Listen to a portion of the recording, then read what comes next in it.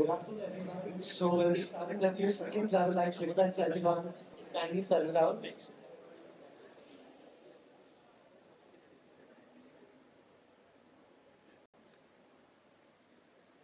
In the pursuit of gender equality and diplomatic harmony, let us champion inclusivity as our guiding principle, forging a path where every voice matters and every soul finds belonging. These inspiring words in mind. Good afternoon, everyone. Distinguished guests, eminent speakers, and esteemed delegates. It is with great pleasure that we welcome you all to Apprise 2024. I am Anisha, and alongside me, my co-host Dhruv Palia. Together, we are thrilled to guide you through today's event, Uprise 2024. This gathering is dedicated to honoring and celebrating women leaders in STEM and STEAM. We are honored to have distinguished personalities joining us as key delegates from the realms of diplomacy, higher education, and industry. Additionally, we will introduce you all to Woxsen University, highlighting its contribution to education and innovation.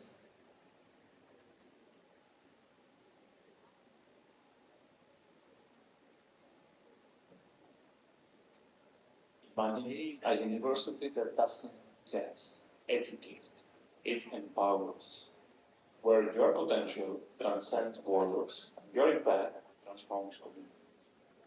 Welcome to Woxsen University, in the heart of the vibrant higher level, where we are bringing India to the world. Careers in higher levels, international learning environment. Collaborate with students from over 30 countries, gain global perspectives from your faculty members, and prepare for a career without borders. Experience the unique blend of Indian culture and global exposure that Hyderabad offers. Of course, your education extends beyond the classroom in Hyderabad. We believe in empowering communities. Our social impact programs put you at the heart of change, making a real difference and tackling local challenges while contributing to Hyderabad's sustainable development. Unleash your entrepreneurial spirit in Hyderabad's thriving startup ecosystem. Our network connects you with industry leaders, VCs, mentors, and investors across the globe. Equip yourself with the skills to launch your dream venture and contribute to Hyderabad's growing entrepreneurial landscape.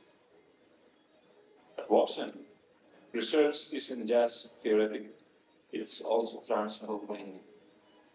Partner with renowned faculty members, engage with industry-aligned projects that address real-world challenges in Hyderabad and beyond.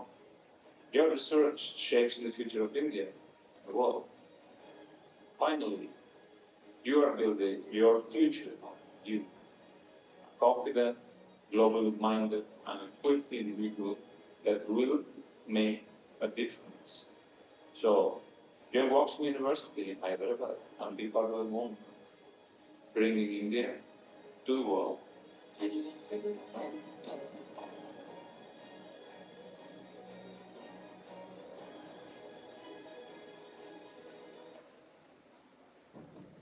Now we will show Now we will showcase another video featuring the recent visit of the former Prime Minister of Belgium, Yves Leterme, underscoring its significance in shaping the future of education in India.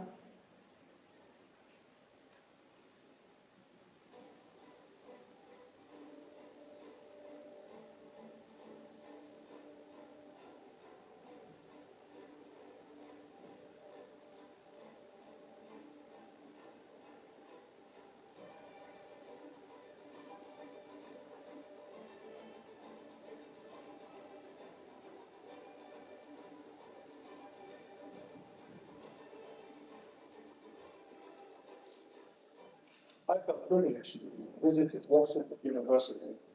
Woxen University with its splendid infrastructure, really cutting edge, allowing so many young people to benefit from a world-class education delivered by a very dedicated corps of professors, lecturers, the staff, the leadership also.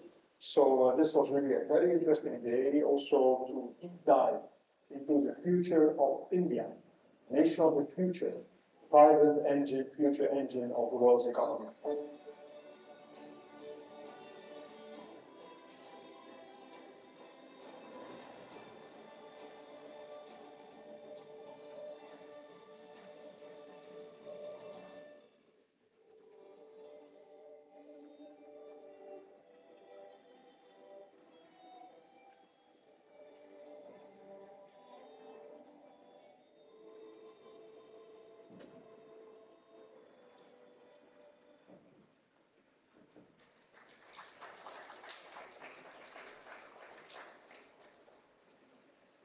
Now, to commence our proceedings, we have the privilege of welcoming Mr. Chahat Mishra, the Head of International Relations and Strategic Development at Woxsen University.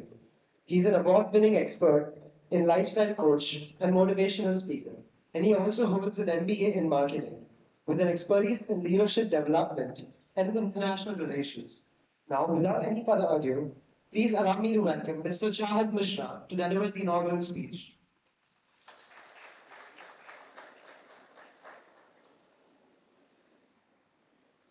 Thank you very much. First and foremost, very warm welcome to each one of you present in this August hall. I'd like to warmly welcome our key delegates, the former Prime Minister of Malta, Dr. Joseph Muscat, His Excellency Mr. Ruben Dauci, the High Commissioner of Malta in India, Dr. Kavoli Sen, Dean School of Business, Ms. Helke Carvalho Hernandez, Vice President, EFMT Global, Ms. Prajakta Malve, the Deputy Trade and Investment Commissioner at the Embassy of Netherlands, and Dr. Jiklong Kang, the President and Dean of Asian Institute of Management, Philippines. I also welcome our key guests who have joined us for our panel discussions as part of this event today, and our students, our faculty and staff, and each one of you as well as from the media. Thank you very much. I welcome you to Apprise 2024, where the theme is celebrating women leaders in the field of STEM and STEAM.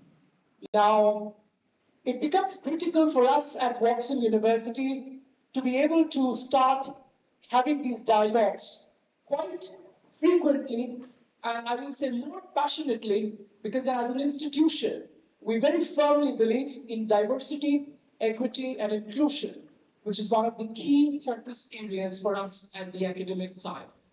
Having said that, let me also tell you, in terms of the institution's inception, Woxsen is just 10 years old as an institution. And having just about to complete 10 years of our existence, today we proudly stand amongst the top 150 institutions in the world for our Business Masters program in the QS World Ranking. Today, we have 7 schools at the university, the School of Business being the largest, School of Technology, Architecture and Planning, School of Arts and Design, Liberal Arts and Humanities, School of Law, and School of Sciences. We are currently 4,000 students at the university. We see a very active growth with a rapid projection of easy 5,500 students by the fall of 2024. At Woxsen, for us, we focus on 5 pillars, which is internationalization, research, corporate alignment, our focus on entrepreneurship, as well as our dedicated commitment to ethics, responsibility, and sustainability. So these are the 5 key pillars of Woxsen. Now, as I've already shared with you that there are 7 schools. Now, each of these schools are working very closely with each other in a very multidisciplinary approach to ensure that we provide the best of quality education in India, taking India to the world and at the same time bringing the world to India.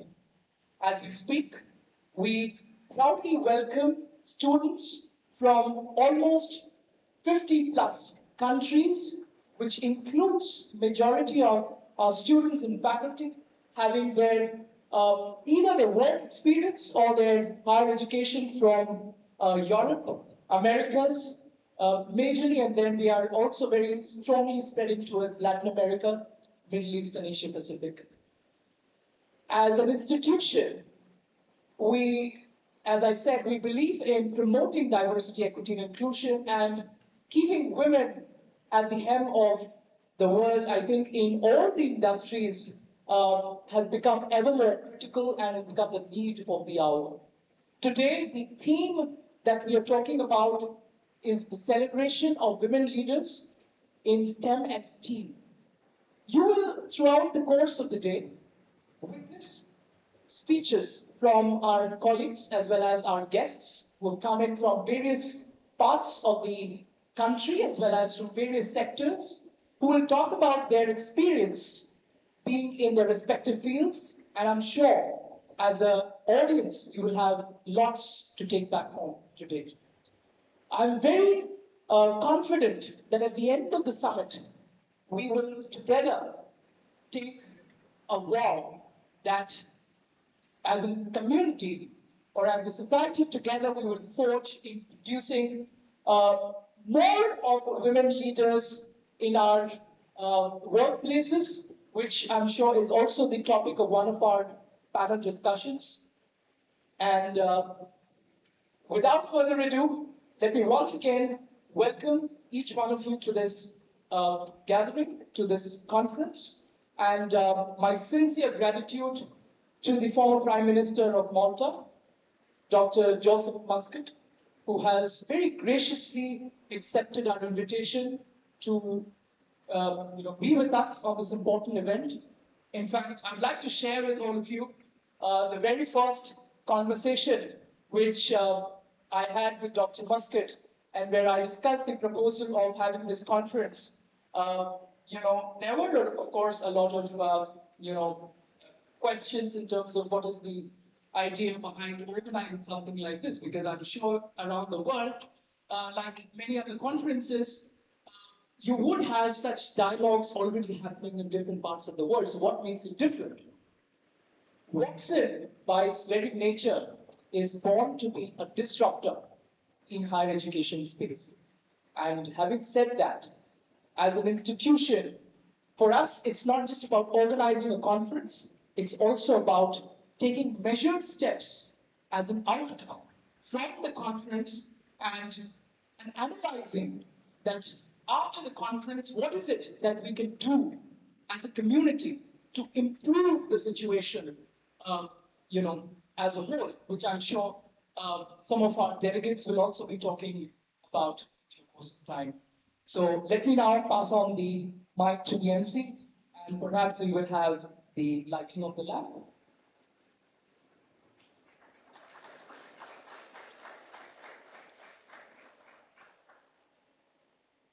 Thank you, Mr. Chahat Mishra, for your warm and insightful address. Your words have indeed set a strong foundation for our deliberations today. Now, as we continue our journey, let us proceed to the next segment of Apprise 2024. Absolutely. We will now witness the lighting of the lamp, symbolizing the illumination of knowledge and wisdom that will guide our deliberations today.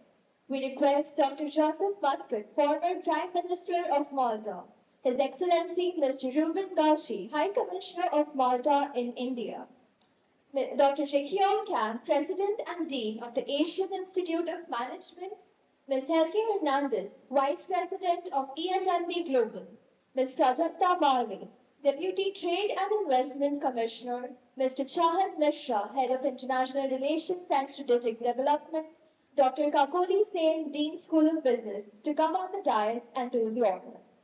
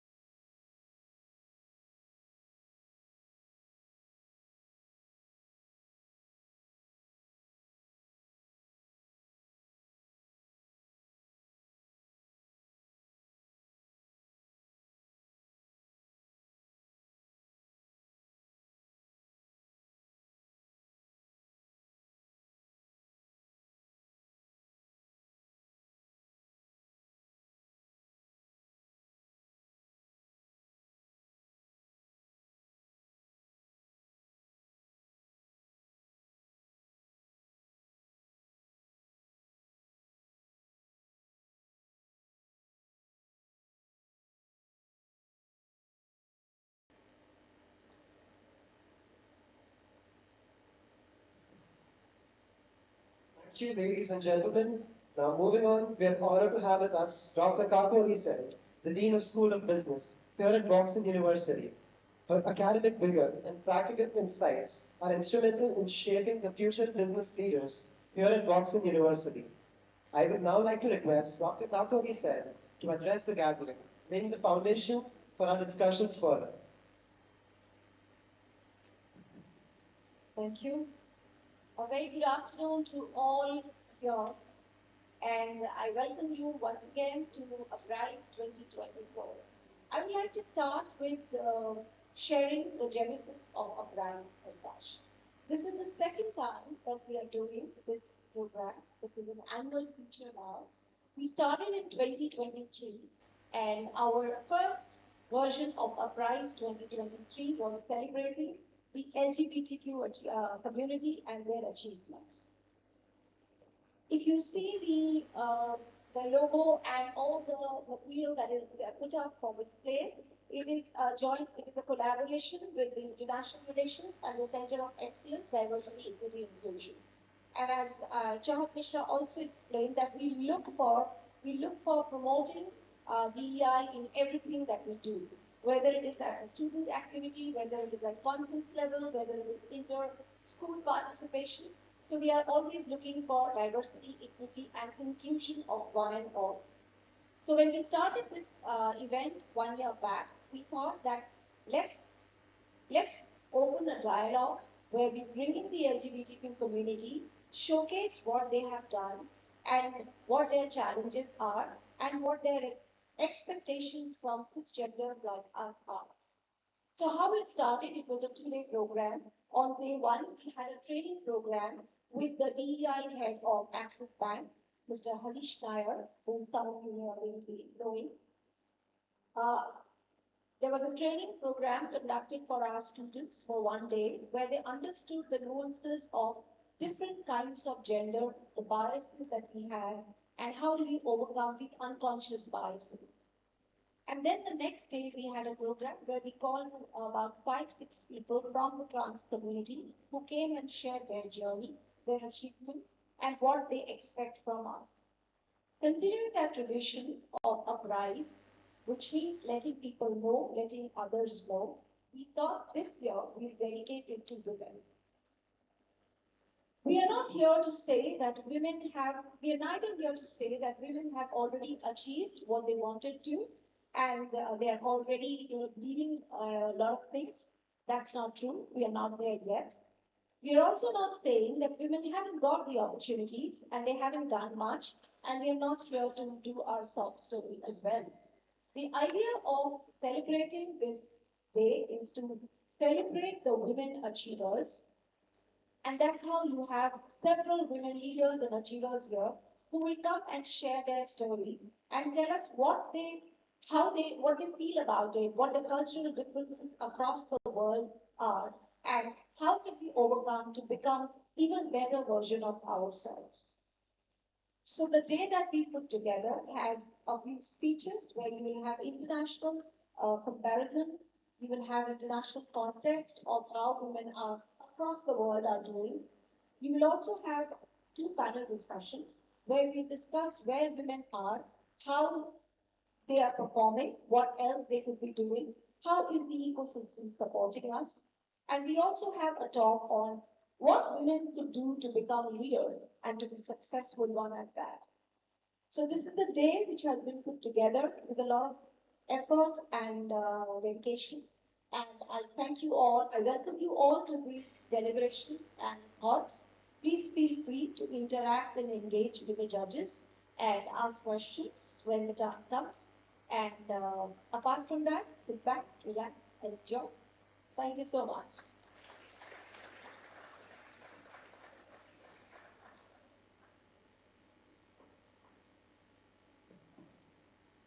Thank you, Dr. Sen. Your insights have set a powerful tone for the conversations ahead.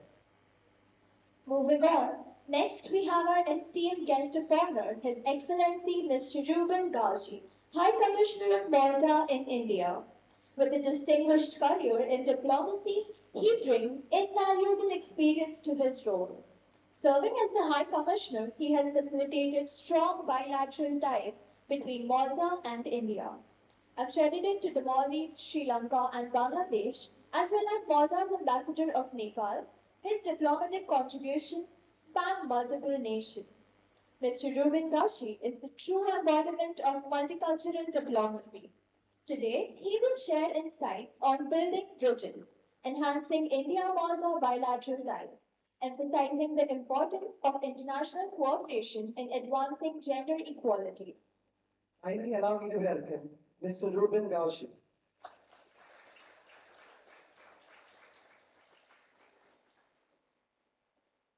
Thank you very much. First of all, may I say how honored I am to be here at Woxsen University.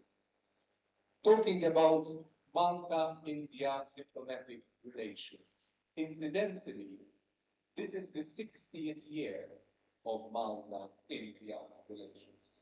On the 10th of March this year, we had the 59th anniversary, which in India is delighted very much when the 59th anniversary becomes the 60th year.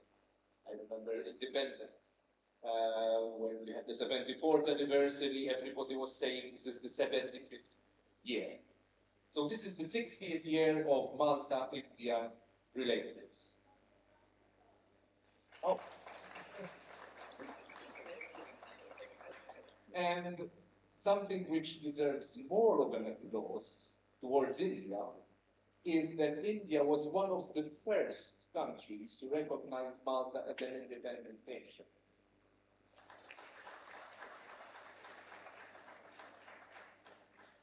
So this goes back to the 10th of March 1965, and we got our independence on the 21st of September 1964.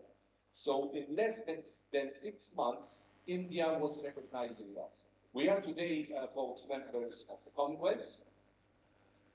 We had, immediately after the establishment of diplomatic relations in 1965, years later, I had the first Prime Minister coming, Prime Minister coming to Britain. At the time it was George Olivier.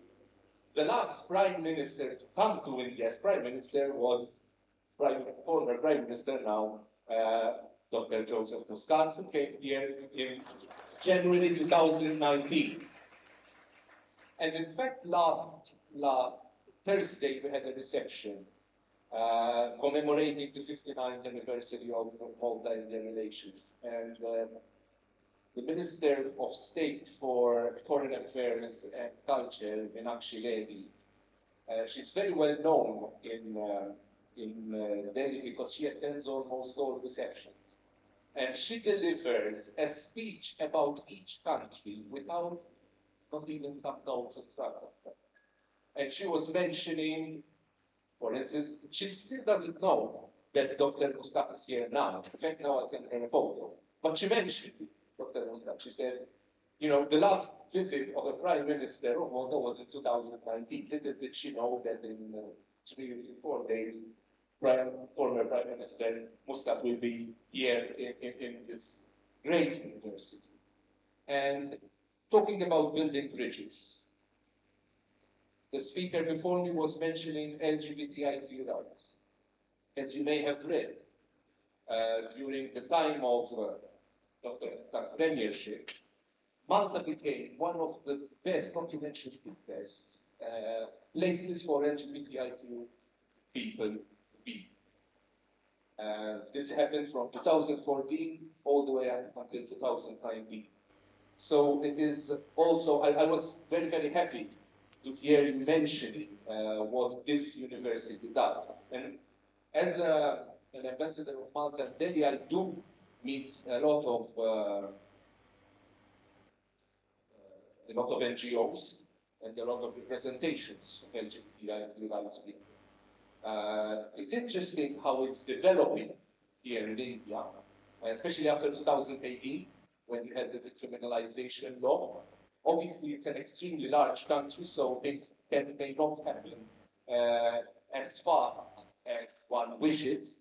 But I like to say, you know, big countries and small countries sometimes share similar situation, because in small countries it's also sometimes very difficult. It's like trying to bring a change in a family. And that's not easy. So sometimes a very big country, the largest country population-wise, India, and a small country, one of the smallest, Malta, sometimes we share these situations of making change may not be that easy. Because either you're trying to convince an extremely large population, or else you're trying to convince a family. And those two sometimes can be very, very difficult. Now, to continue a bit about Malta, India, Malta relations, as you may know, we were both under the British Raj. We were both colonies of the empire. We are currently, both of us are members of the Commonwealth. That's why I'm called High Commissioner. All ambassadors of Commonwealth countries are called that way. Our relation goes back to the 19th century. With the opening of the Suez Canal, Malta became one of the stops of the passage to India. So all the ships, British ships, not just British, going to India, coming back, they used to pass through Malta, and obviously that brought a number of Indian people to Malta. This happened mainly after 1869. Something which is very, very interesting is that in 1880, we started having Indian businesses actually flourishing in Malta, way back those times. And in fact, when I arrived yesterday, there it is, you're Sindhi. So it was actually Sindhi families who started business in Malta. They started in 1910, there were 10 shops, textile shops. They remained up until myself and the Prime Minister will remember them. Where did that? All right, okay. So they were very, very, very well known in selling textiles in Malta. Incidentally, at the time also, in 1925, we had the establishment of the Maltese mission amongst the Santals, the Santali tribe in northeast India. You find them in Jharkhand, in West Bengal, and in the third state, Orissa. Now, who is from the Santal tribe? Somebody very famous, isn't it? President Murmu. Your president is from the Santali tribe. Now, in 1925, there was a Maltese Jesuit who came to India and who established this mission. Now, okay, you may think, religion, but it wasn't just the Catholics. But the interesting part was that all Jesuits who came afterwards all spoke Santali. So actually, we have a Maltese community now lost, they passed away, who spoke Santali. So that is a beautiful bridge, talking about bridges, a beautiful bridge between Malta and India. The fact that all these people, now there is one remaining Maltese Jesuit. Up until last year, there were two. Malta being a small country, the one who died last June was the cousin of my grandfather. I had the pleasure of meeting him 4 times here in India. I mean, to go from Delhi to Dhaka, it's not easy, first I had to fly, and it was a bit. But it was my pleasure to meet him actually 5 times. But I went also to, the last time we met was in Majlispur in February 2023, when we inaugurated the statue of the first Maltese father who started the Santal mission here in India. You may say, why all men? There are actually also women workers here in India, and who also speak Santali. And in fact, the Maltese government is helping one of them to work with children in the Santali tribe who have different needs. Incidentally, she's been here since 1979, and if you've ever heard of the former presidential candidate, now he's the transport secretary in the US, you may have heard of Pete Buttigieg. She's resigned. I don't know if it's former members. So it's very, very interesting what kind of bridges we have, and sometimes the best bridges are the ones less seen. Because the most important thing, what is the function of a bridge? The function of a bridge is not to see it, but to use it. So, we see a lot of very nice bridges around the world, but the best bridges are the ones which are not necessarily very well seen. So to go back to the Malta-India relations, once we established our diplomatic relations, we had a number of visits. For instance, up until last October, we had a foreign minister visiting India. Before that, we had the permanent secretary of foreign affairs who visited again in February for the famous Raisina dialogue. I'm sure you've heard of it. It's one of those dialogues which is now well known all around the world. Once more, building the bridges that we need. And finally, to conclude, I am very happy to say that even our trade between Malta and India is increasing. There are a number of companies, of Indian companies operating in Malta, especially in the pharmaceutical sector. But in the first time, and I'm so happy that this happened during my time, thanks to the guy who's taking a photo now from the mobile phone, we have Maltese products here in India. We have a Maltese beer, which goes back to 1928, so the beer is actually older than our state.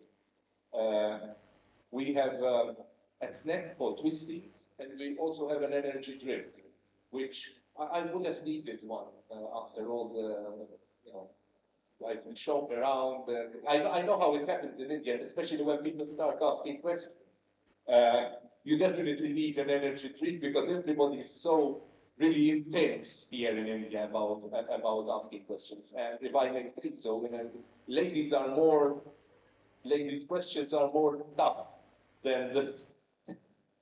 So, and finally, also, it is my pleasure to inform you that Malta has its third female president.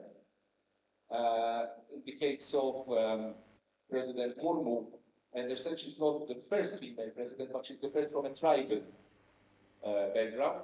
So it would be a bridge which I would love to see in the future, during my time as High Commissioner or not, would be to have both presidents meet either here in India or in Malta. Just for your information, I've been here in India since September 2020. So I experienced COVID here in India, but now I'm much happier to be experiencing such events. And as I was telling the former Prime Minister, the moment you enter a hall here in India, you always find it full, as is this hall. Thank you very much.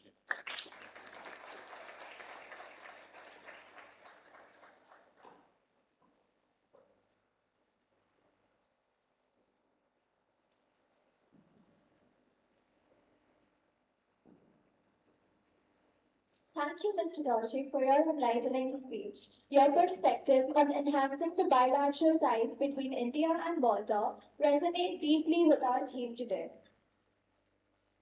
Truly. Now continuing our journey, we're privileged to have with us Dr. Joseph Muscat, former Prime Minister of Malta, to deliver the keynote speech on gender parity in modern society via the EU lens, offering invaluable perspectives on achieving gender equality in today's world. Renowned for his tenure marked by 10 consecutive election victories, with extensive experience in European parliamentary affairs and a commitment to public service. Notably, he has played a pivotal role in legalizing same-sex marriage in Malta, leaving an indelible mark on the social progress and equality. Dr. Muscat continues to make significant contributions as an advisor. I request everyone to have a thunderous round of applause as we welcome Dr. Joseph Muscat.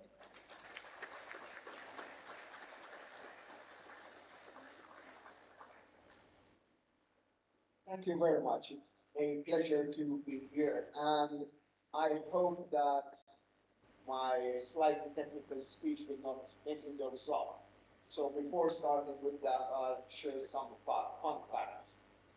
Because most of you will probably say, what about this small country, Malta? This is the smallest member state of the European Union.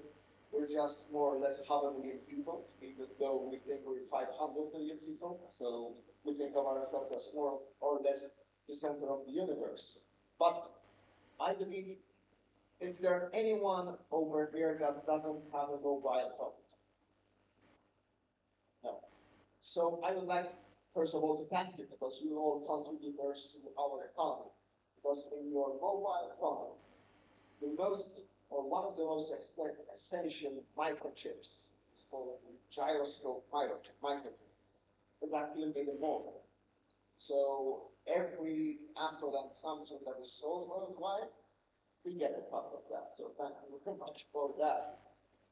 Second fun fact, even though most movies are Hollywood productions, probably you've seen at least 2 or 3 movies in your lifetime that were shot in our country.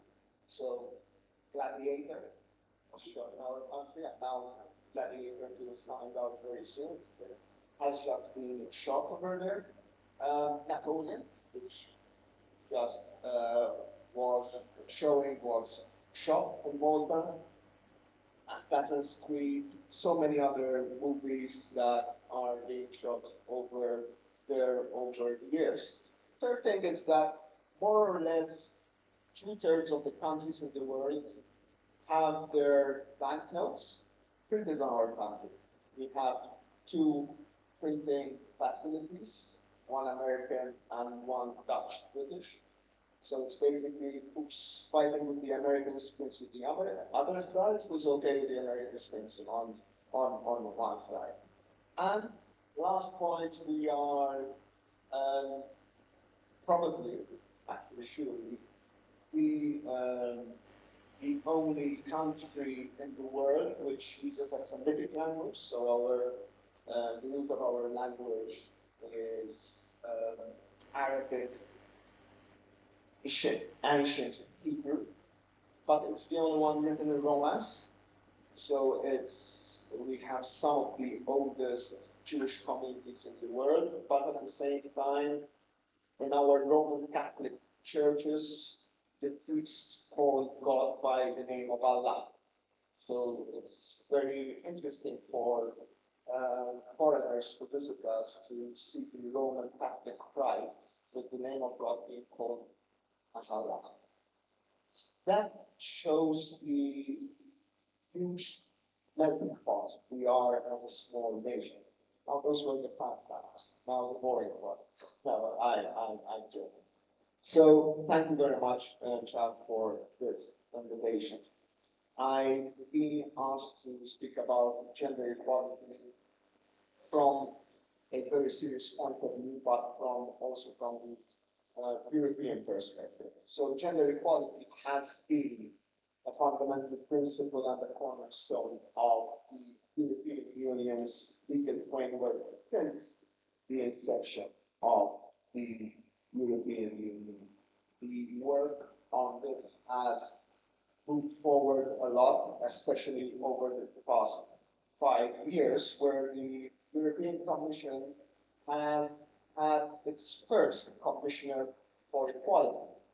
I'm proud that she is on this, and she actually was the minister in my government responsibility for equality. Then got the job in Brussels. I nominated her for the job, and she was entrusted with the first equality portfolio. Over the next few minutes, I will attempt to delve into the multifaceted approach of the European Union on gender equality, on key legislation, and initiatives. As I said, the European Union from its very start, in its foundation treaty, the treaty establishing the European Economic Community, the Treaty of Rome, set quite clearly the groundwork for non-discrimination on the basis of sex and employment, marking an essential step toward gender equality within the EU. It laid down the concept of equal pay for equal work, irrespective of gender. 40 years later, the Treaty of Amsterdam explicitly integrated the principle of gender equality into our legal framework. And the Charter of Fundamental Rights, reinforces the commitment to promoting gender equality and ensuring that women and men enjoy equal rights and opportunities in all aspects of life. Based on these principles, the European Union has developed successive gender equality strategies to guide its effort in promoting gender equality. The Gender Equality Strategy of 2010 to 2015 aimed at advancing this concept. Nevertheless, it was limited in action when it comes to legislative proposals. And despite several calls, there was no immediate action that was taken beyond basically having a very nice document. One had to wait until the recent Gender Equality Strategy of 2020-2025, which is by far the most ambitious European strategy ever. It outlines key actions to further advance equality, including promoting equal economic independence, closing the gender pay gap, combating gender-based violence, and ensuring gender-responsive policies. It makes a particular emphasis on gender mainstreaming across all policy areas. The strategy aims, and I will quote, towards a union where women and men, girls and boys, in all their diversity, are free to pursue their chosen path in life, having equal opportunities to thrive, and can equally participate and lead our European society. For this is a fantastic mission statement and also a mission statement. And I would like to underline some of the words. For me, the first two fantastic words are girls and boys. It doesn't just say women and men. It says girls and boys, showing that, it cannot start off when one reaches working age, but it has to start from the very beginning. The idea of being free to pursue whatever the chosen path in life. Diversity, whatever their diversity. So here again, even the concept of gender is widened even more. And the idea to lead rather than just to follow. This was a strategy that, together with other strategies covering disability, race and ethnicity, and LGBTIQ plus communities, ensured a cross dimension across the European Union. The EU has, in the meantime, over the years, enacted numerous directives and resolutions and regulations, which are basically laws, to combat gender discrimination and promote gender equality. Back in 1975, we had the first Equal Pay Directive, which made it illegal to discriminate between men and women doing the same job. In 1992, we had a directive on health and safety at work, which mandates measures that prevent the exposure of women and men to hazardous conditions at work, but also, most importantly, grants a minimum maternity leave of 14 weeks.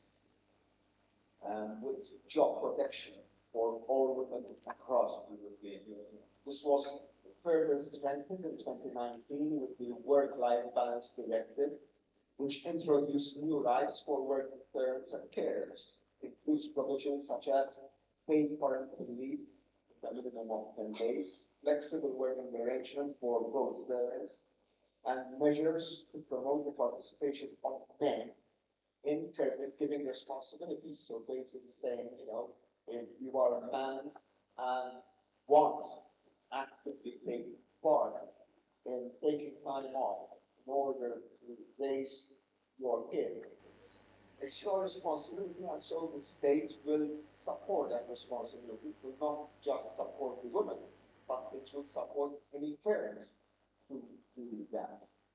But there are some areas where progress is not so good. The Pay Transparency Directive, which was enacted last year, serves as a critical instrument in implementing the right to equal pay. Because despite all what we have said, the discrimination in men and women in the EU still exists when it comes to gender pay. And the gender pay gap is still lingering stubbornly at around 13%.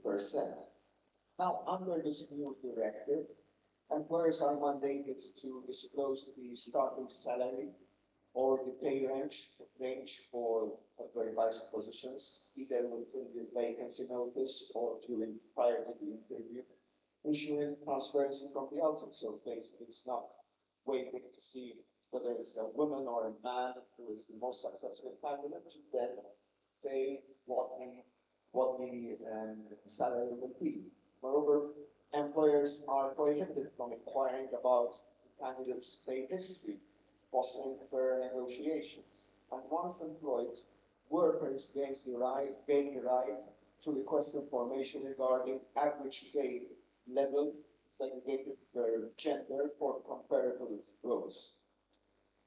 Then we have also now the directive on gender balance on corporate boards, aimed to increase women representation on corporate boards, which was proposed in 2012, but only was agreed to after 11 years. And I cannot really imagine why is it that took so much to do that. There needs to be gender representation of parity within corporate structures.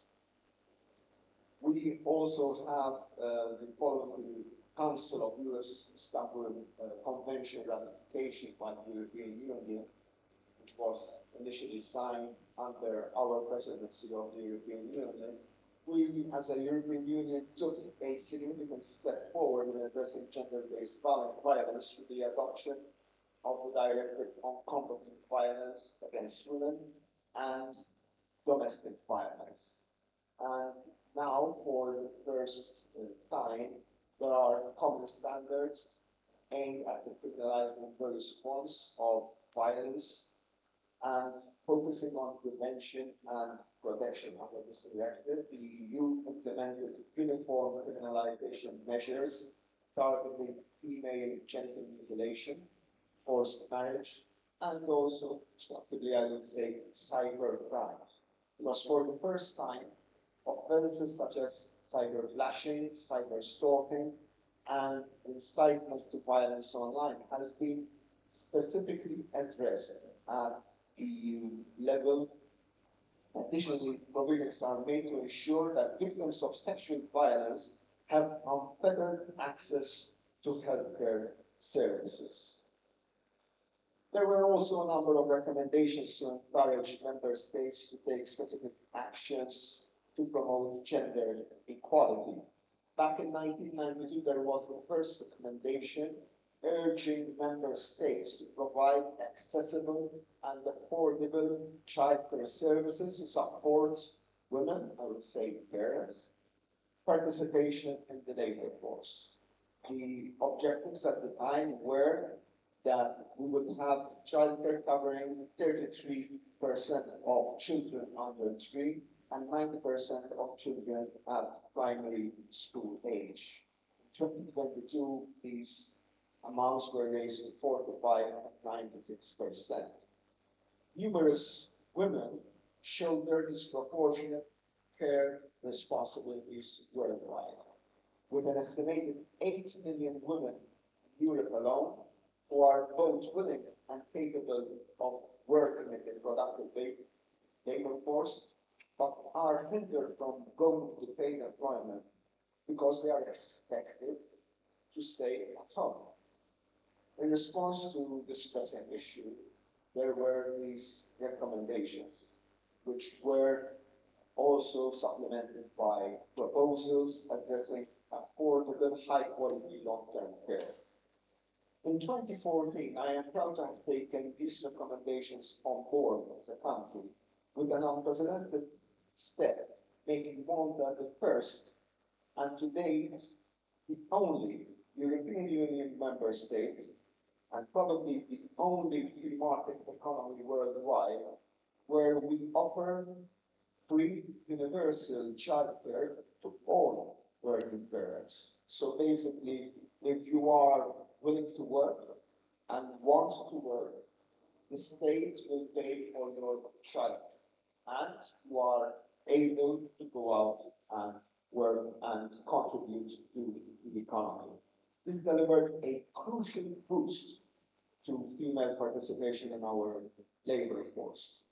Socially, I equate this also to emancipation. I don't see it as simply an economic and a financial measure, because I do equate financial independence and having more financially independent women.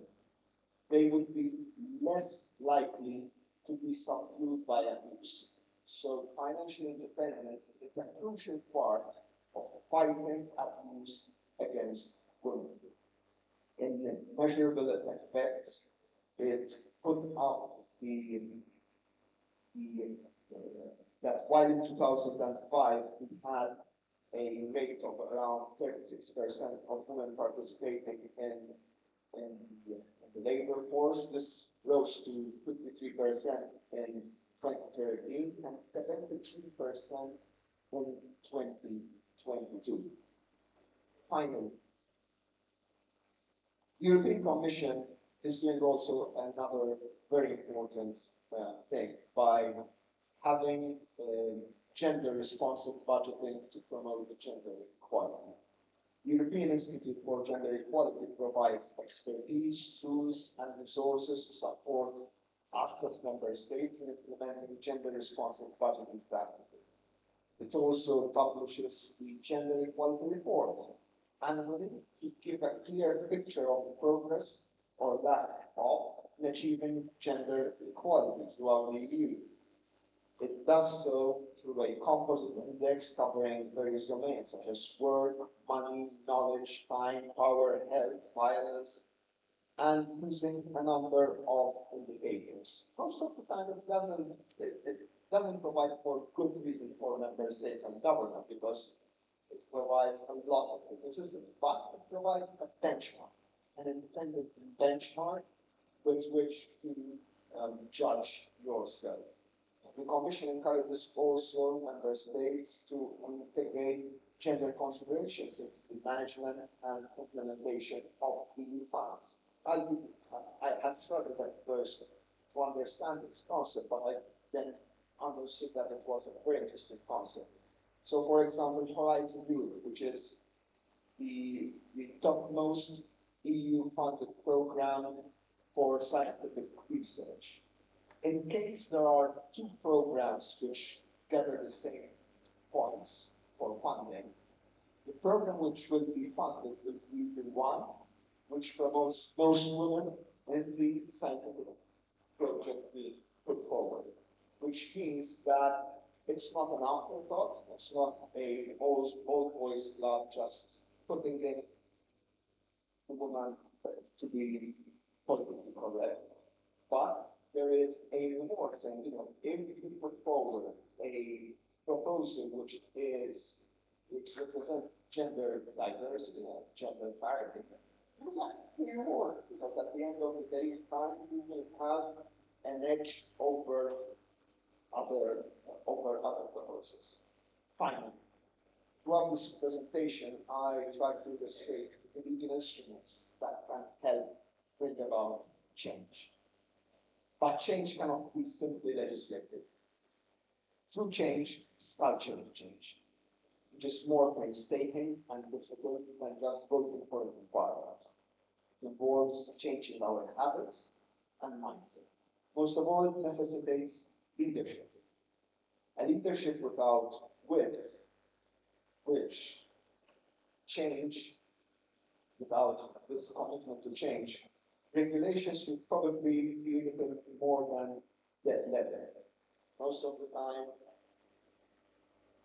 what I think differentiates between leaders and other politicians is that leaders are not afraid of numbers, but leaders try to change those numbers. I'm very skeptical of politicians that would commission an opinion poll to see, okay, what do people think? And then they act according to that opinion poll. That for me is Facebook politics, which is not really attractive. If we have our politicians that act in that manner, we'd rather have AI instead. It's very easy. What do people think? And we know what people think, and that's it. No. Leaders need to show people where they disagree. Sometimes people are right, sometimes leaders are right. But it's about the interaction and changing those numbers. So I'm very clear. I recall that when we were legislating for same-sex marriage, which wasn't that controversial to say the truth. The controversial part was whether same-sex couples would be given the right to adopt kids. And I do remember that a poll showed that only 20% of respondents agreed with that right being granted. But that was without any campaign, without any sort of narrative being put forward. A year later, when the change was implemented, and mind you, I disagree with those who say that there is an age gap, that young people are necessarily more in favor of change than older people.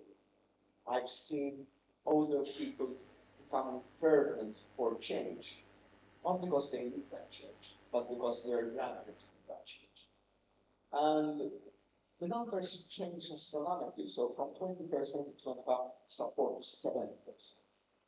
Just for the simple reason that there was a narrative and there was a discussion on that. So that's my final point. I'm very skeptical of Facebook politics. I'm very skeptical of doing a poll to say, yeah, what should we do? And that's it. Politics is much more than that. Politics, I believe, is about leadership, about discussion, about doing U-turns, about saying sorry, about admitting that you're not perfect, about then also having the courage to, when you think that you're doing the right thing, just keep doing it. Thank you.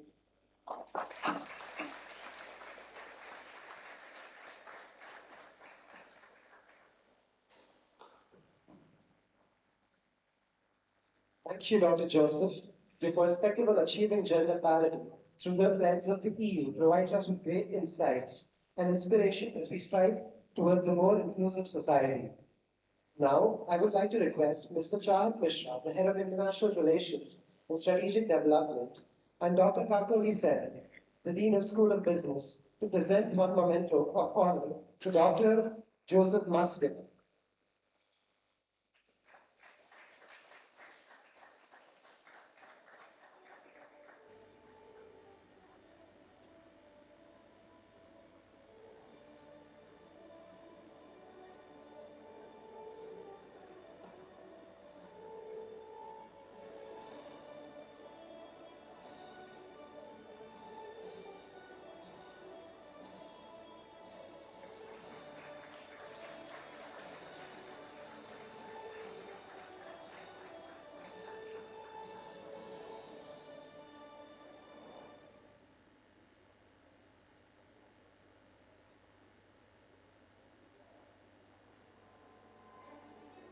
request Mr. Chahat Mishra to also present the memento of honor to. I would also request Mr. Chahat Mishra and Dr. Kangoli Singh to present the memento of honor to His Excellency Mr. Rupal Balji, High Commissioner of Malta in India.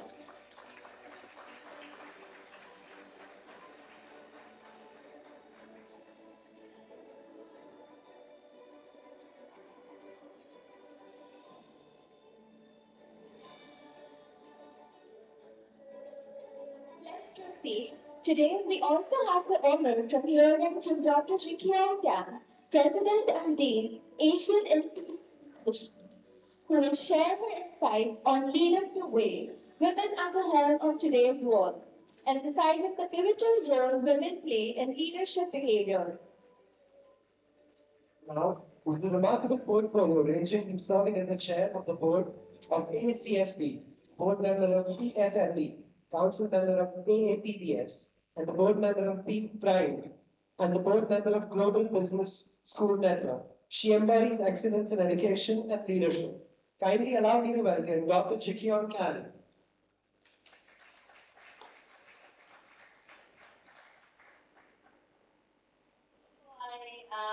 Talk about women as a leader. When our High Commissioner talked about building bridges, then our former Prime Minister talked about some fun facts. I'm going to combine them together. This is my made-up story, right? So I left Korea in 1984, January 1984. So it's been 40 years. So I've been looking at Korea, my home country, from outside, twice longer period than the fact that I actually look at Korea from inside. Without any disrespect, I always tease our Korean ambassadors.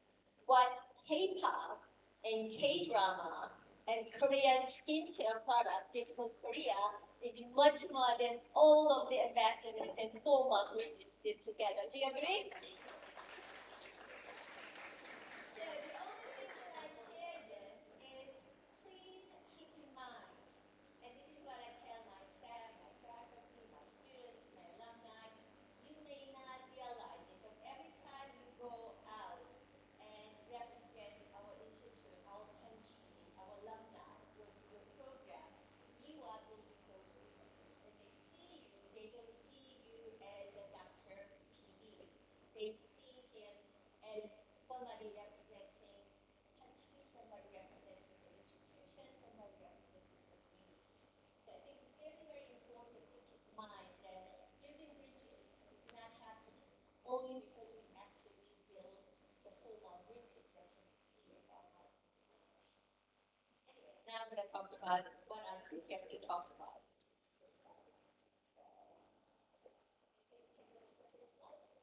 Right. So how many of you know last month was International Women's Month? Oh, come on, you all know that, right? How many of you know when is the International Women's Day? Does anybody know the date? Okay, can you give me the date? March 8th. Excellent. How many of you know when is International Men's Day?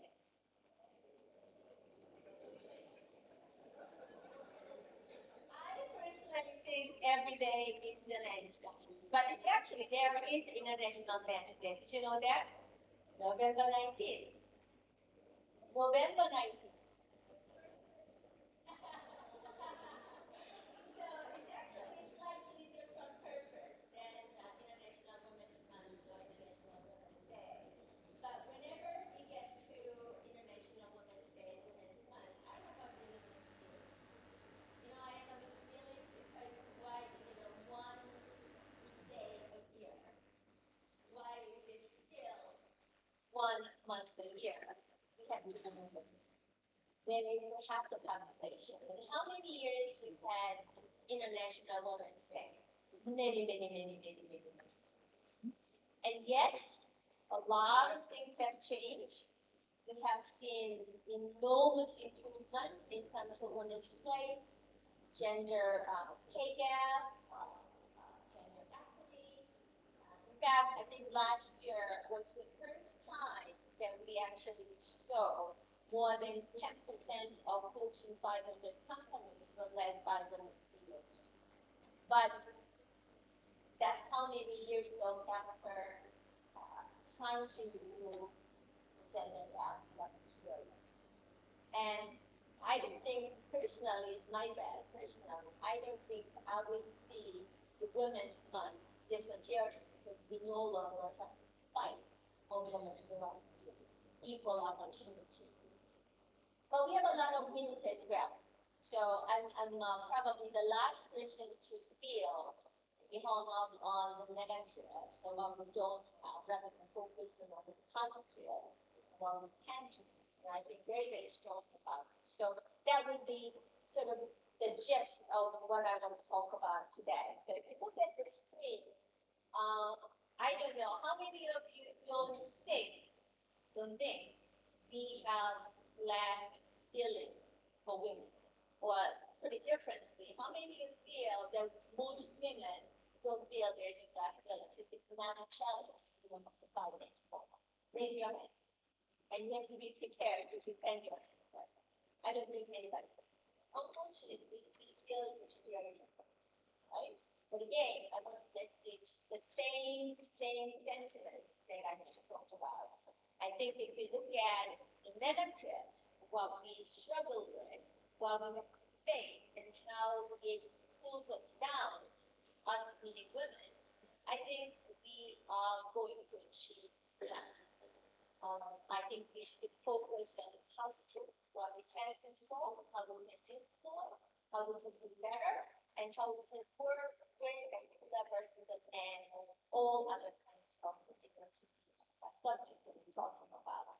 So you see some of the very successful women who fought in politics, in foundation, in the leadership issues, and I'm sure many of you know that figure, right? I tried on purpose to choose somebody they didn't all recognize, they can relate to. And I feel very proud. A lot of influence, there's no doubt about it. And I think tomorrow's generation will be facing very different kind of challenges than the changes and challenges that we had to face. If I can just share a small a situation with my own family. My niece graduated from one university. She's Korean. My sister and my dad. And when she was applying for medical schools all over the US, she decided not to put Korean or Asian in any of her applications. And my sister and I both asked, why don't you put that? Because that may help you. And her answer was, I don't want to get accepted by any medical school because of reverse discrimination. That I got in. That I want to get in purely based on my merit because I represent the minority. It's an interesting thing to think about because there is a discrimination against gender, ethnicity, race, sexual orientation, religion, but also there is a discrimination in terms of reverse discrimination. In terms of you filling your quota, you're getting in, getting the job, even though you're less qualified because you're a part of the minority population. I think it's one of those things that's very, very hard to treat, delicate balance. But why are we so keen to look at diversity? So I mentioned earlier, I left Korea right after university, January 1984, and I shared with the faculty most of my grown up life, I was a member of minority. In fact, I was never in a room where I was a minority. Very, very. Even when I go back to Korea and sometimes with my Korean colleagues, I actually feel like minority because I am not as up to date in Korea as you can tell. Women, Asian, Korean, non-English speaking, you name it. But that never really stopped. And I don't like to be a crybaby. I don't like to say, I'm a minority. You want to promote diversity, then you want to give me better opportunity, more opportunity. That has never been my life. I always looked at what I have, what I can run. So, and I think that's one message, especially for young women in this room, that I like to give. You have a mental state where you see yourself as a victim. You will always be treated as a victim. You need to have a very intelligent, generous outlook for life, where you don't let those differences, perhaps weaknesses by some people's standards, stop you from doing what you do. What you really need is believing in yourself and having self-confidence as to you add something to the group. Whether it's a gender difference, whether it's a national difference, cultural difference, sexual orientation, language. I think all of these things can always be looked at from a positive angle if you want to put your energy to the right channel. And for me, one of the biggest strengths, benefit of diversity is bringing in different perspectives. And that holds for innovation, that also leads to success, that also leads to profit if you can be put on your position. All of the things that we talk about here. And one last thing I want to add is we're talking about diversity, equity, inclusion. And somebody who has been in minority in a smaller group of what is called growth, just because you're looking at diversity, equity, and inclusion, it doesn't mean those minority groups who are not the mainstream groups will feel a sense of belonging, sense of unity, feeling welcome. So whenever we have a chance, let's just look at the numbers that we have equal representation of men, we have equal representation of women, and so forth. We really need to go beyond that to make those people come from very different kind of background to feel indeed they belong there, they belong here. And I think it's a very, very different kind of approach than just looking at the numbers. So, as I said, I think we are doing much better, but we have a lot more to do in terms of really embracing diversity in our workplace, equal payment, gender gap, institutions. There are so many things that we need to look at, but as today's conference has noted, that I think, especially in science, technology, STEM field, this problem is even more clear. There's no point in denying that. How do we actually encourage our young people, young women, to get into more STEM field so that we actually experience all of these benefits and strength that we gain from diversity? I think it's a huge issue that we need to look at. I think it starts from home.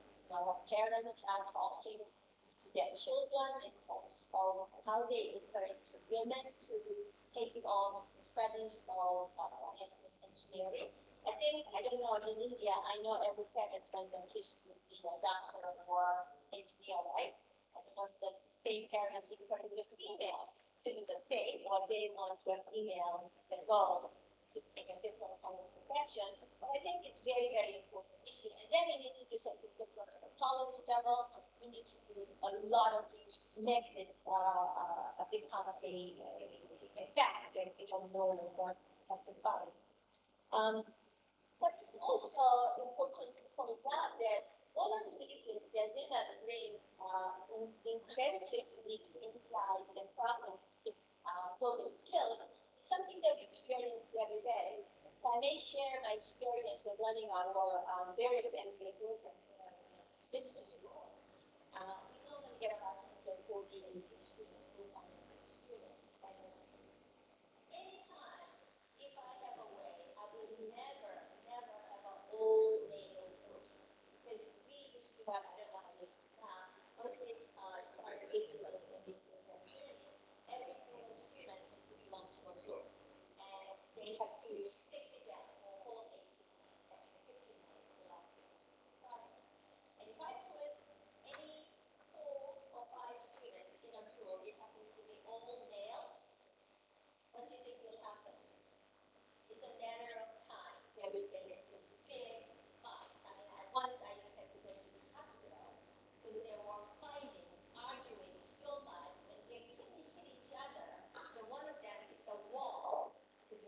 angry. And he ended up in hospital for 4 years. If I have a one woman in a group, even with the 4 other engineers who are scientists and whatnot, then never happen. I don't know what it is, but women have a very different problem-solving skills than men. I'm kind of stereotyping a little bit, but I'm sure most of you know what I'm talking about, right? I think that's what we need. We need people from outside who look at the problems and challenges we get to solve. I think that's what education does, that's what culture does, that's what when you go and travel and live in different parts of the world that you gain. When you are inside, looking at things from inside, some of these things just go with that because you're one of them. Very hard for you to see it, and that's why I always advocate adding diversity. Again, my way of understanding diversity is it doesn't end with gender. It is one of the very obvious ones. There are many diversity issues that we have to deal with. Diverse perspectives often lead to better decision making and better results. So one of the recent McKinsey studies show that top companies who have a better gender balance bring about 25% better profitability than companies without worse, not just quite good gender balance. So I'm sure there are lots of these factors that we can look at, but generally speaking, when you have more gender balanced groups, companies, organizations, they tend to produce better outcomes, better than outcomes. It's again something very interesting to think about. And one thing that I'm very passionate about is inclusive leadership. And this again comes from my interest and advocate for diversity. Inclusive leadership means that in your leadership, management team and staff, you need to factor in all kinds of diverse populations, diverse people segments that you're looking at. And there are many other styles and theories, but I think inclusive leadership is one of those things that we need to better all of them to be talking about. Collaboration, empathy, which is really important in today's environment. If you look at how we actually address the issue that we're talking about today. Thank you. Now, that's the kind of cartoon, some people like to, and very good at giving instructions, but they're not very good at actually showing and giving by example. Mr. Murthy sits on our board, and he's one of my mentors, and is one of those people in real life. I am as well, and I can speak. So humble. He likes to do everything by demonstrating and showing and illustrating in action rather than just talking about in theory. And I think if we can actually show more female leaders in action, so we have a theme of business school, we have to be female.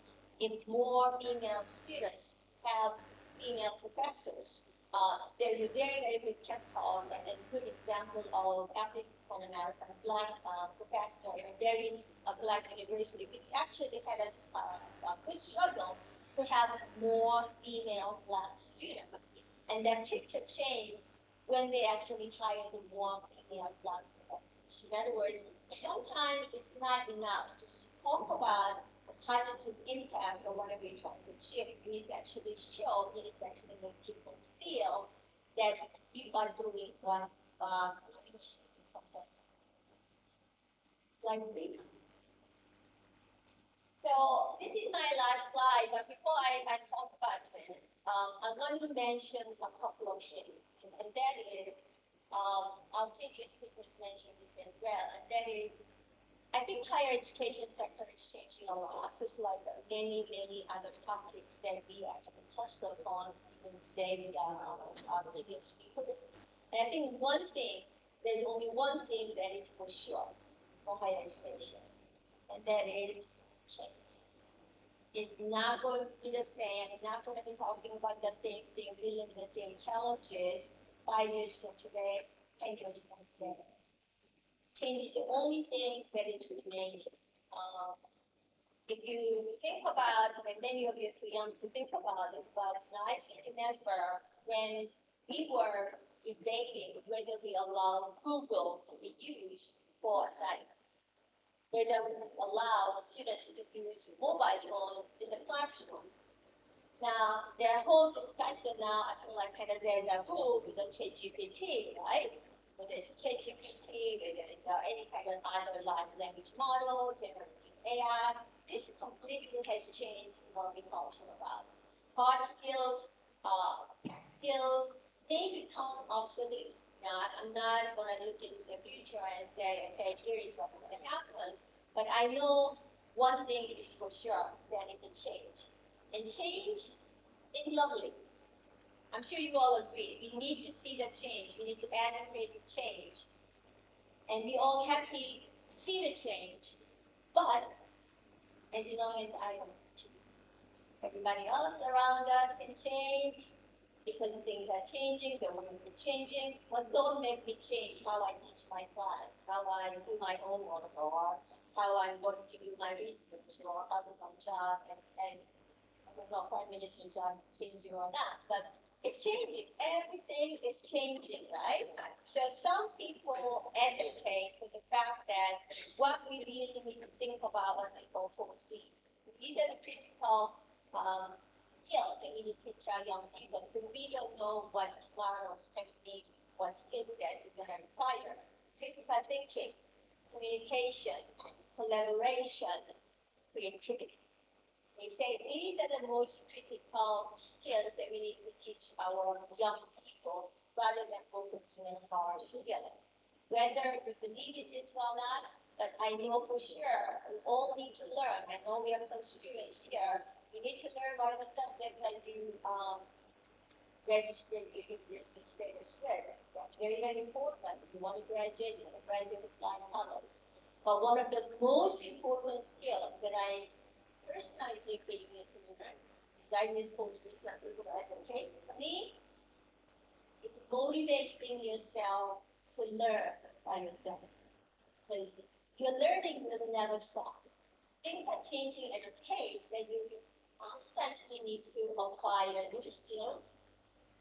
And whether it's a hard skill or a soft skill, or how to talk with a computer, how to think like a computer, how to work with a computer, the most important skill, in my view, is a lifelong learning skill. How to motivate yourself and have a very comfortable job, comfortable life, to learn more, to learn better, to be able to figure out how to do different. So I think that's the most important thing that we need to keep in mind. But on top of those things, I think what's important, given today's talk today, that I want to emphasize is the importance of being to find the mentor. And for females, your mentor doesn't have to be another female. For men, your mentor doesn't have to be another man. Sometimes, actually, opposite gender can provide a better mentorship relationship. They can provide perspective you see from the other side. But I think being able to identify mentor will provide a lot of these benefits. Being able to develop a network from your small network, whether it's your family, whether it's alumni, whether it's community, I think also goes a long, long way. But you cannot be doing all of those things if you don't have a kind of skills, soft skills I'm talking about. You cannot be looking into the future as a woman leader, and a successful leader that is, unless you focus on capture, think about what you can do, what you can control, how you can manage what you can do. So that's my conclusion in terms of bright future. There are challenges, there are many, many obstacles, and sometimes you face more obstacles than you want to acknowledge and admit, but that's the reality. One of my favorite phrases, life is not fair. So no need to be complaining about unfair life. Focus on how you can be the best you can be, always believe yourself, have self-confidence. You can do that if you set the right. Thank you very much.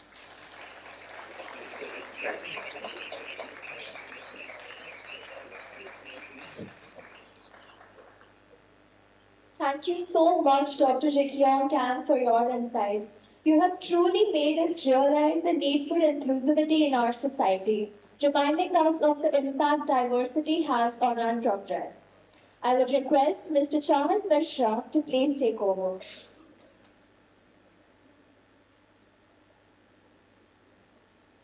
Thank you very much, Dr. Kang, for such an interesting keynote speech. I believe we have lots to take back home today from your address. Now, this is a surprise element for today's conference. I am here after the MC has announced me to take over, but I would like to take this opportunity to first and foremost congratulate Dr. Kang for her remarkable contributions in the field of higher education and academia across the globe for the kind of work she's done in the field of not just her specialization, which is brand marketing, but I think, she deserves more than this honor, which is just awaiting with a few moments from now. So let me take this opportunity to announce officially the Strategic Brand Impact Award for Dr. Jikram Kang. I would like to invite on stage Dr. Kakuri Sen, Dean School of Business, Ms. L.K. Carvalho Hernandez, Vice President, EFMD Global, Nishit Jain, Senior Special Advisor, EFMD Asia, to please join us.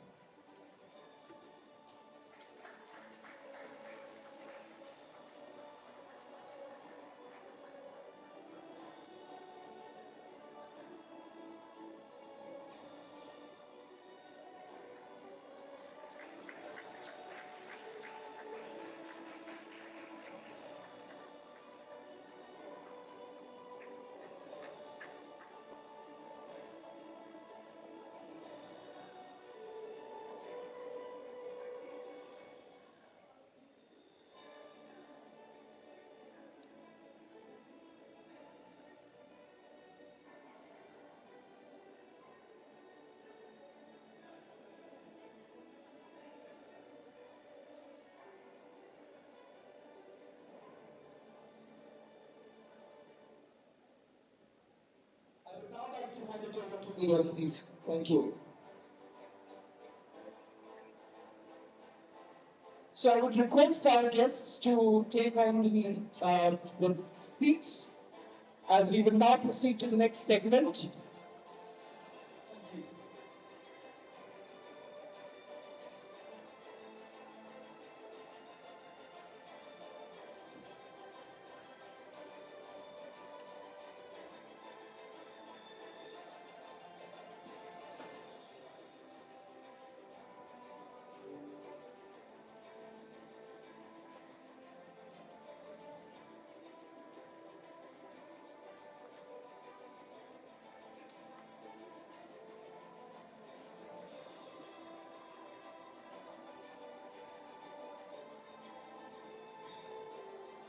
Thank you very much, everyone. Now, as we reflect on the wealth of wisdom shared by our esteemed speakers, I extend my heartfelt gratitude to each one of them. Together, you have enriched our minds and touched our hearts, reminding us of the boundless potential we possess when we unite together as an equitable and inclusive society. Now it's time we delve into our first panel discussion on navigating gender bias in the workplace, overcoming challenges and seizing opportunities. So, ladies and gentlemen, allow me to introduce our distinguished panelists who will share their insights on this crucial topic. First, we have Prajakta Malve, the Deputy Trade and Investment Commissioner at the Netherlands Business Support Office. Ms. Prajakta brings a wealth of experience with over 10 years in international business, having worked across diverse sectors such as energy, maritime, food and beverage, among others. She has also collaborated with governments of France and Australia in the past, enriching our understanding of global business dynamics. Her perspectives promise us invaluable insights into navigating gender bias into international business settings. Next, we are honored to have Dr. Rama Devi, a dedicated member of the Child Welfare Committee. With PhD in child adoption law, she is a respected quasi-judicial district authority. Dr. Rama is also an expert on training women and child laws, having educated stakeholders from various departments. Her expertise offers valuable insights into addressing gender bias and promoting inclusivity in the workplace. Now, last but certainly not the least, we welcome Group Captain Asha Jyotirmai from the Indian Air Force with a remarkable record, including the highest number of skydives by any women in India, leading the Indian team at the World Military Games and being honored by the President of India as a woman achiever. Group Captain Asha's achievements offer unique insights into fostering gender equality and breaking barriers in traditionally male-dominated environments. And moderating our discussion today is Mr. Chahat Mishra. Mr. Mishra's expertise in international relations will guide our panelists as they share their experiences and strategies for creating inclusive workplaces. Together, these distinguished individuals represent diverse sectors and bring a depth of knowledge to our discussion on navigating gender bias in the workplace. Now, let us embark on this enlightening conversation. Thank you.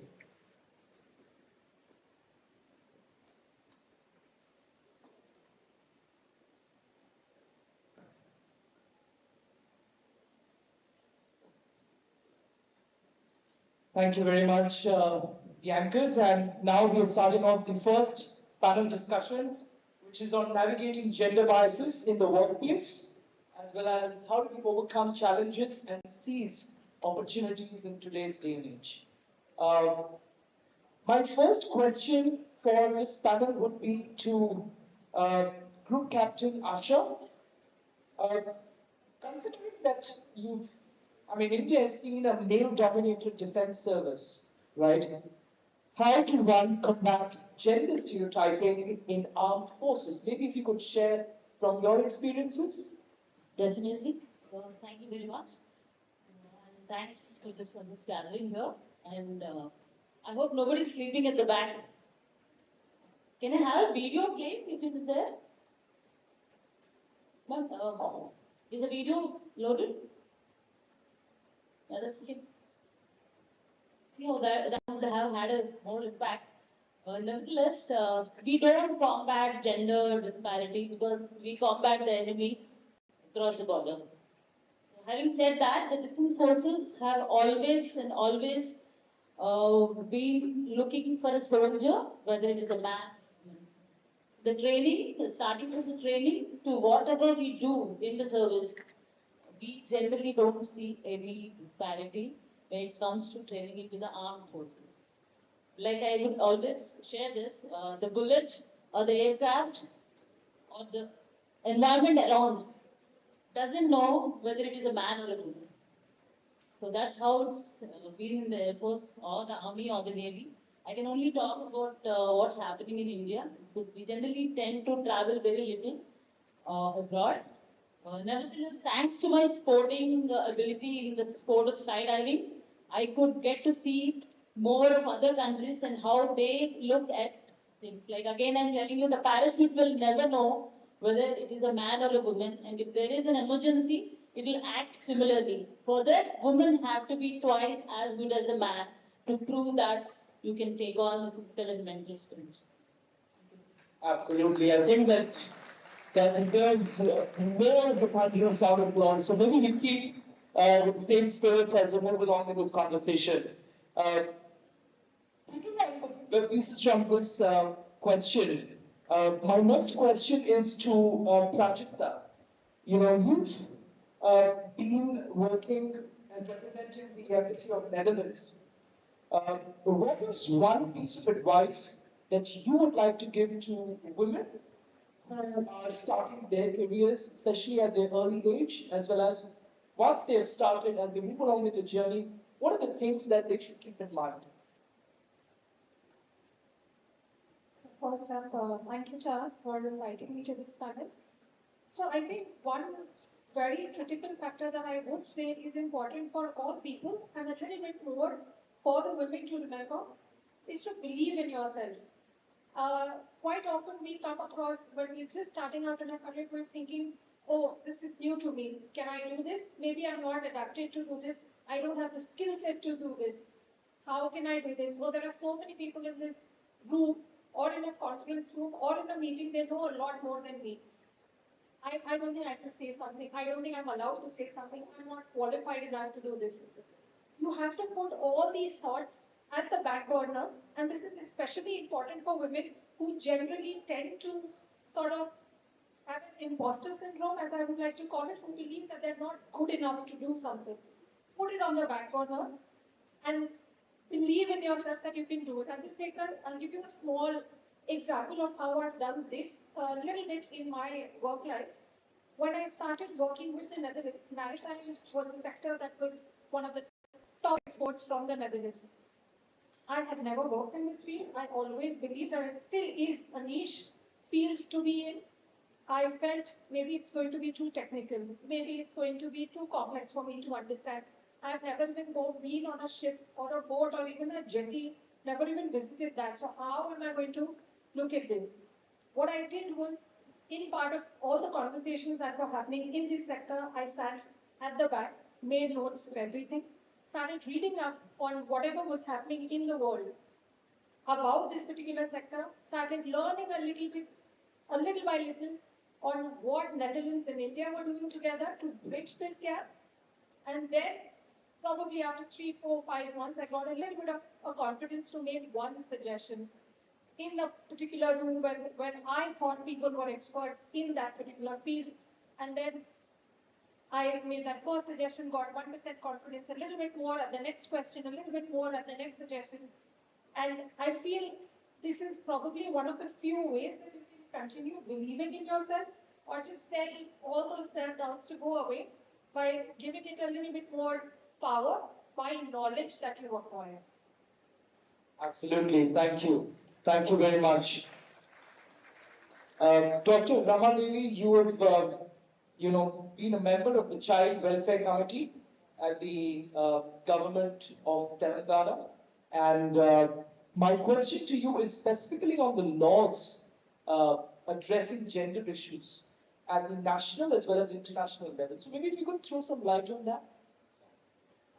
Thank you, first of all, Woxsen University, Sri Lanka, and everyone for inviting us today and be a part of the panel. Primarily, I belong to a judicial body, quasi-judicial body, which is the Child Welfare Committee, and we generally see the cases relating to children mostly. So, as from the legal background, if I want to throw some light on, at a national level as well as international level, gender discrimination is not only limited to national aspect, only India or something like that, but it's an international concern.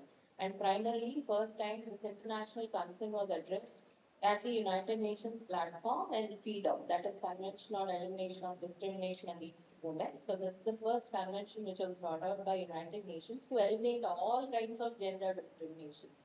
So whatever states have given their ratification or consent to this particular convention, they need to make sure that whatever gender discriminations they are having in their particular country needs to be eliminated with either bringing different laws or making amendments to the existing legislation. So this particular convention exclusively focused on 30 articles, sex stereotype mindsets or sex trafficking related aspects, gender pay related aspects, and especially workplace safety was also pointed out in these 30 articles, whatever we are discussing now on this panel.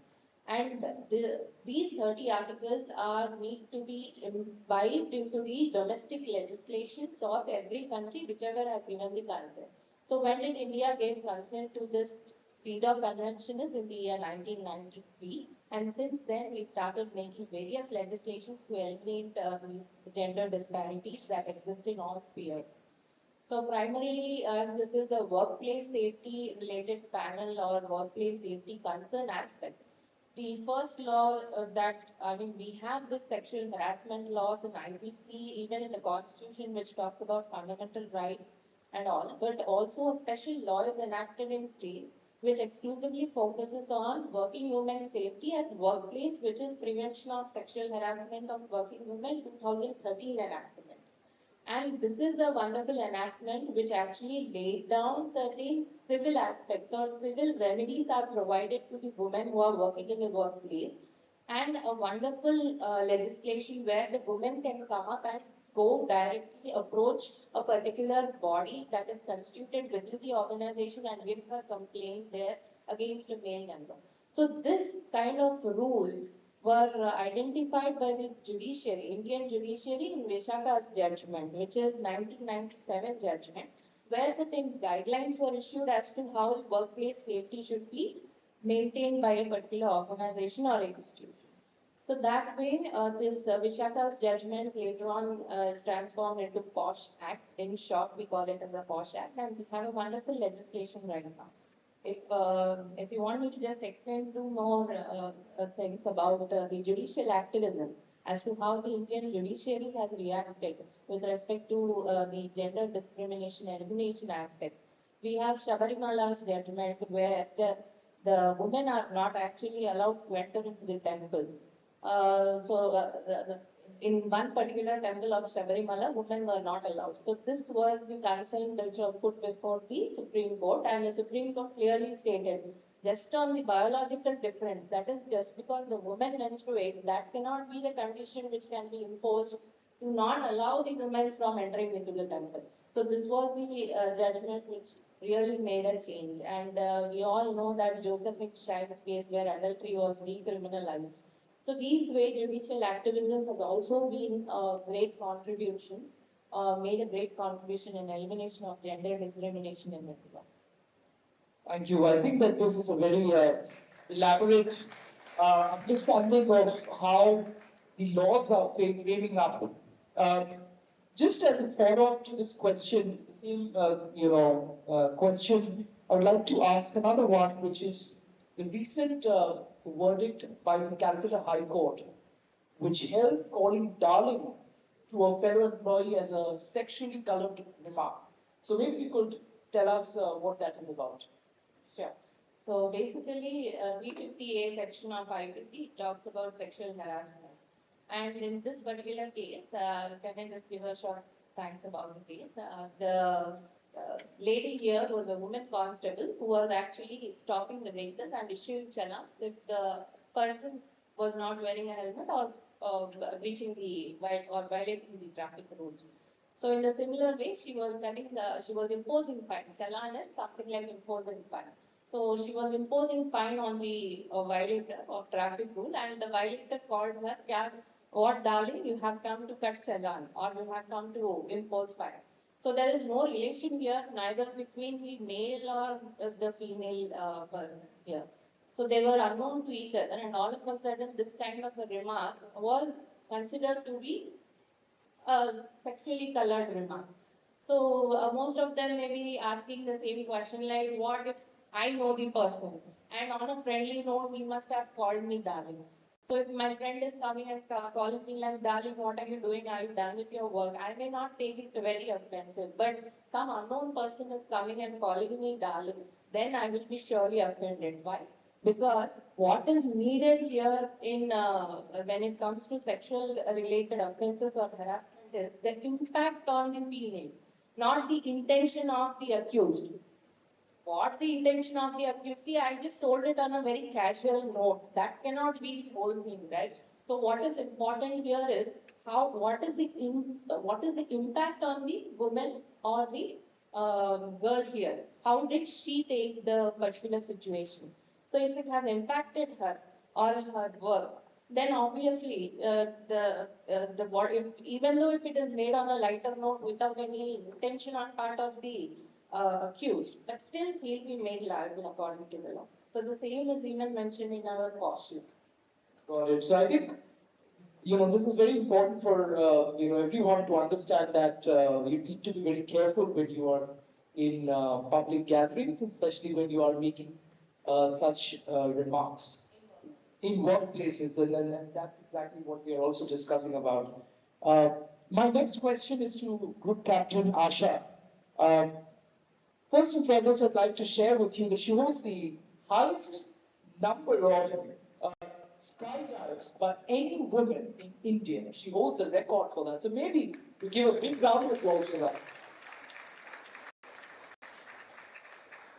She's the youngest and the only woman to jump out of a microlight in 2001, leading the Indian team at Switzerland for the World Military Games, and the only one to unfurl the Indian flag at a height of 10,000 feet during the skydive of Dhaka, Bangladesh on the occasion of Vijay Diwas.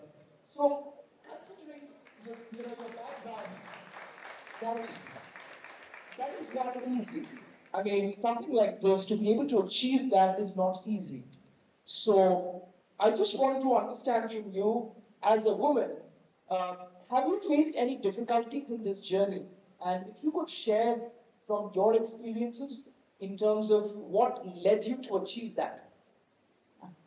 Definitely.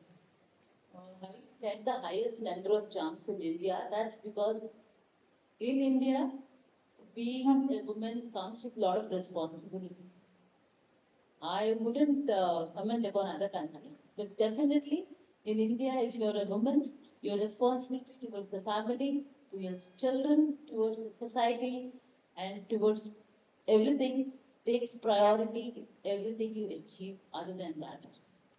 So all this, I mean, honored guests here, for achieve something or the other in their lives, it comes with lots of compromise, patience, dedication, and determination. I mean, including sitting here, I know even if while she's doing something out here in the college, there's so much of responsibility back home which she needs to take care. So 969 times I've jumped out of an aircraft. So every time I jump out of an aircraft, I just pray that I should be alive so that I can take care of my family back home. This is how it is. The skydiving is one of the most dangerous sports in the world. So for a woman to make a choice, how many would love to skydive here in this hall? Yeah, that's amazing. Some women are not raising their hands because they know they need to take permission from home. So this is how it is. Every time a woman has to do something beyond her normal call of duty, she needs to take stock of all the things that will come as a hindrance or a hurdle for her. So that simple thing of jumping onto the hurdle and taking that step is what makes her achieve things. And I had a couple of emergencies where I was very close to death. So every time I brushed death, I mean very closely, I used to come back and think, should I continue this sport? Because I don't get paid for this sport, I just do it out of passion. Every time I used to come back and think, and then the entire atmosphere used to say, कि तुम्हारे बच्चे हैं, you shouldn't be doing this, and what is the requirement of doing this? That only that rejection and that thing always pushed me to do something more than what I'm supposed to do. So this is how I think. And having said that, don't, I mean, compromise in what you're supposed to be doing, basically as a woman, with all your responsibilities. That only makes you stronger, like Dr. Yang has told in their presentation. These are the things which will always make you a good leader. You do it and show it, and that's how the next generation of the whole world gets inspired. Truly a motivation for us. Thank you. So maybe again we have a big round of applause for Group Captain Asha. In the interest of time, I will just have one last question for this Prajakta, and this is with respect to the workplace environment. So I'm sure in these, testing as well as exciting times, there's been a lot of upheavals post-COVID, economy-wise, different sectors, how things have unfolded, right? Not just in, pharmaceutical or healthcare or the other industries, but I think it's irrespective of industries. People face challenges, right? I'm sure you have also faced challenges in your career. So if you could share with us, what have been the challenges that you faced as a woman in your organization, and how you've been able to very victoriously come out? Thanks. I think I'll put it on a more positive note and get on a little bit more details in a way. I think the only way to overcome any challenge is to have your support system around you. No matter where it is, whether it is in your workplace, your friends, or whatever, you need to have that support system. When, so post-COVID, and also as you know, last year we were hosting the G20 presidency. We, and Netherlands was a partner country, we've been welcoming people, ministers, businesses. Post-COVID, everybody shows a very high amount of interest in India. We're welcoming there is quite high numbers of people coming just to Hyderabad, not across India, just to Hyderabad. What that ended up having, or rather the way it affected us at workplace was we were constantly on the go, welcoming one guest after the other. It is no different, to be honest, than being at an event every single day, where you are the organizer and going over and above and beyond and giving it your 400% every single day. What I realized is I can't do it all on my own. I'm not a superwoman, neither would I want to be one.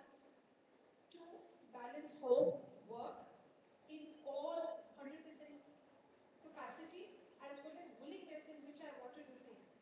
What I did was look to my team and ask them for support. I didn't feel shy in asking for support, whether it is at work or whether it is at home or anything. Simple task. Listen, I think I have to get this done by this time. Can you help me do this? I've done the basic work. Can you support me in that? And the team comes up and helps you. And I think that's one of the biggest takeaways of overcoming any challenge, your support system. Absolutely. I think all of us need a support system to move forward in our journeys, whether be it your partners or your family members, extended family members, your friends. I think each one has a role to play in our life, and I'm sure with stories which are quite unique in its by its very nature, I think we have lots to learn. So thank you very much once again, Group Captain Asha, Dr. Ramadevi, and Ms. Prajakta for your insights. And with that, I would like to pass it on to the MCs.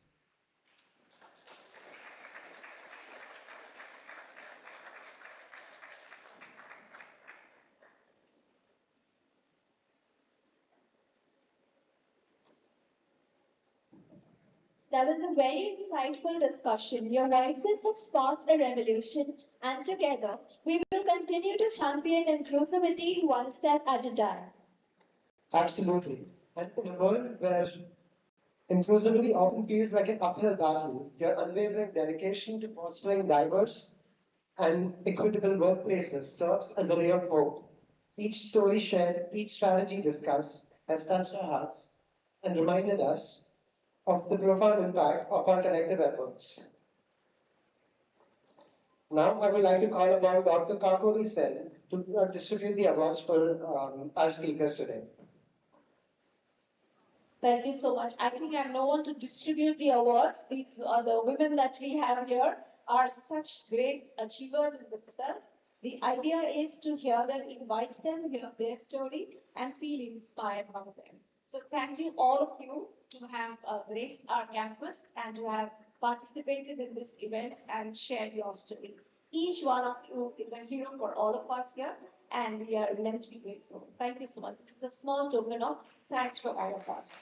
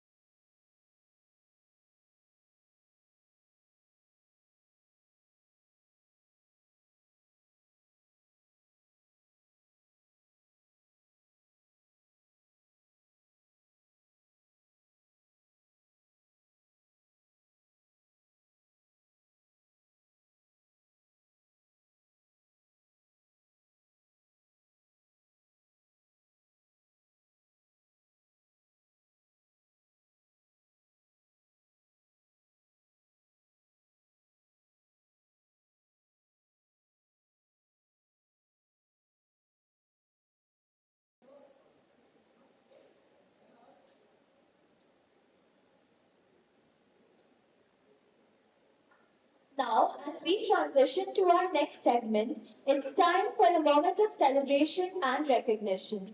We are honored to present the Outstanding Ministerial Service Award 2024 to Dr. Joseph Muscat in recognition of his exceptional service and dedication to his ministerial duties. His tireless effort and innovative initiatives have truly set him apart. His tireless effort. Congratulations, Dr. Joseph Muscat, on his remarkable achievement. Let us all warmly welcome Dr. Joseph Muscat to accept this prestigious award.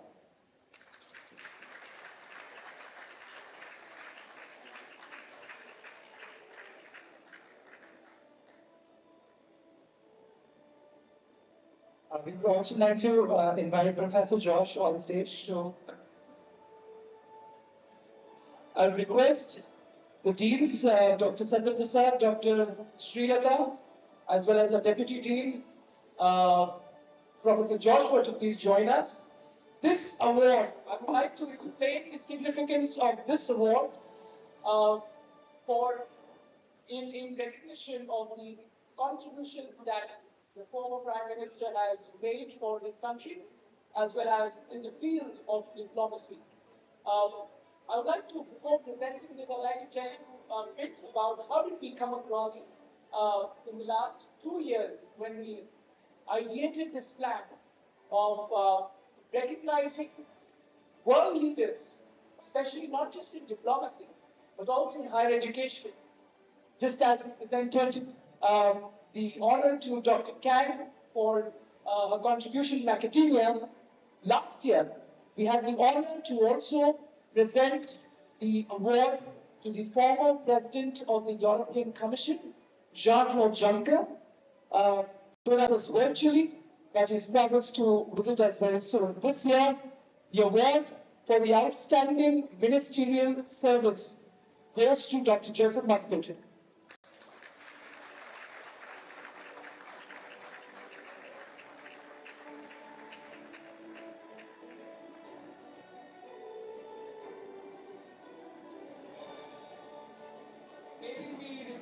Dr. Muscat to share a few words as an award acceptance speech.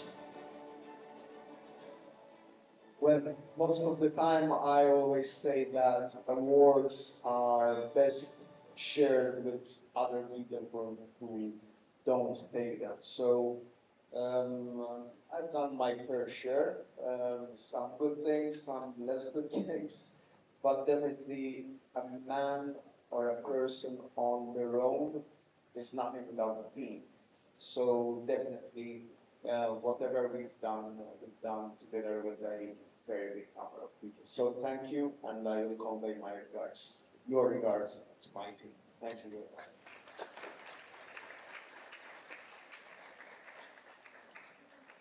Thank you so much, Dr. Muscat.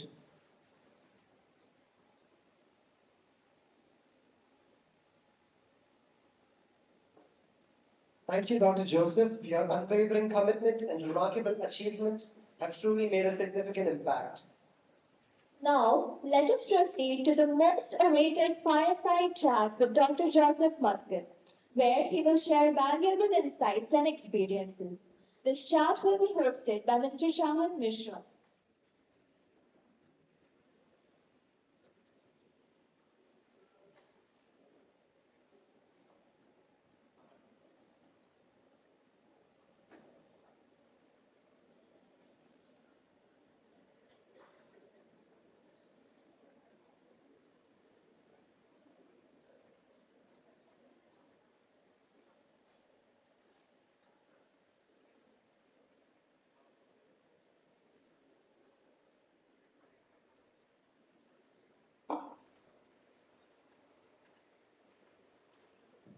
I would request the creative team to please set up the technicals for the setup.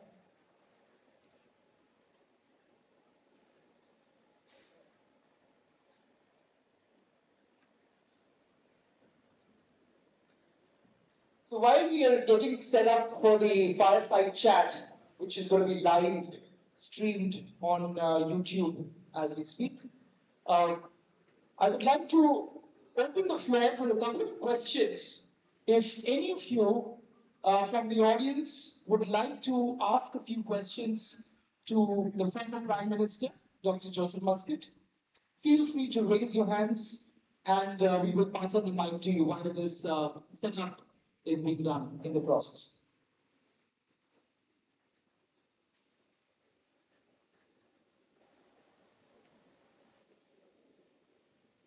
Do we have any questions from the audience so far? No questions means we've already been very overwhelmed with the content and the kind of the Divesh has a question, so the mic goes to Divesh. So, sir, I know that you are the chairman of the part of your league, very famous body. Do you think of having any possibility of a Malta India football match happening at that? If we can win, yes, but I'm not too sure about that. No, honestly, what I'm doing back at home right now is pro bono. We are organizing our own football league to be an independent football league to get more revenues into sport. We actually managed now to increase the revenues threefold.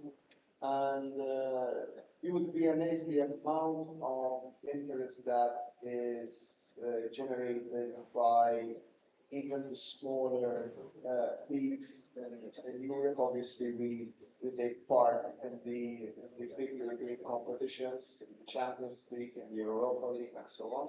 So that's quite attractive. I didn't imagine this question.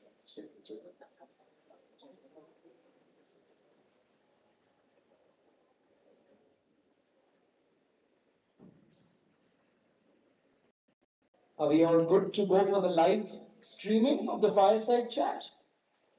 I would request an indication from the team.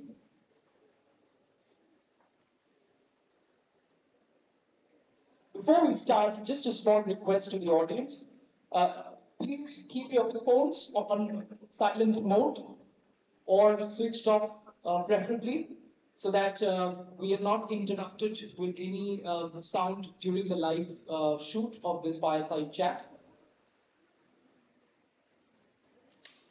Are we good to go, Anish? A very warm evening to everyone from Hyderabad. It's great to see so many of you for the live fireside chat today, which is a special episode featuring none other than the former Prime Minister of Malta, His Excellency Dr. Joseph Muscat. And Dr. Muscat, it's an honor to have you with us today at Woxsen University. Pleasure, it's all mine to be here at Woxsen. So, just to share with all of you, Dr. Muscat has been the Prime Minister till 2020, been a member of the Labour Party till 2020. Besides that, he has been, the chairman of the Malta Premier League. And more than that, I think one thing which is very, I would say, noteworthy to mention is that during his leadership, the former Prime Minister has been able to support the government in legalizing same-sex marriage in Malta. So that's a big achievement. So really, commend you on this achievement for Malta. My first question to you, Dr. Muscat, as we begin this conversation, is your journey from being a young member of the Labour Party to becoming the Prime Minister. So if you could, in a nutshell, just tell us what the journey looked like, because I'm sure the journey for a politician is not easy. And this episode is being attended by some of our students, so maybe we could inspire them. Well, I think politics is good for those who enjoy roller coaster rides on fun parks. So if you're looking for something which is very predictable, very smooth, and without a bump, I think you're in for a job as an accountant. Politics is more or less roller coaster. One time your head is upside down, one time you're at full speed one time, you are going very slow, but there is never a dull moment. And really and truly, what's interesting about politics is that it should not be seen as a career. I'm very skeptical of those who look at politics as a career. So that you start somewhere and you end somewhere as a sort of natural progression. Politics, I believe, is a phase in one's life that you do for a period and then you move on to other things. Or some. So I did it at the very beginning of my productive life. There are others who do it at the end of their productive life. I will be very wary of those who do it for all their life.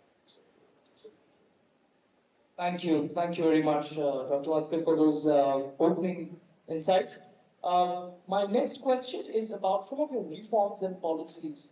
I'm sure as a country's head of the state, it is, not easy to implement some of the toughest decisions or the toughest reforms that as a collective society it becomes at times when you don't have a buy-in from the majority.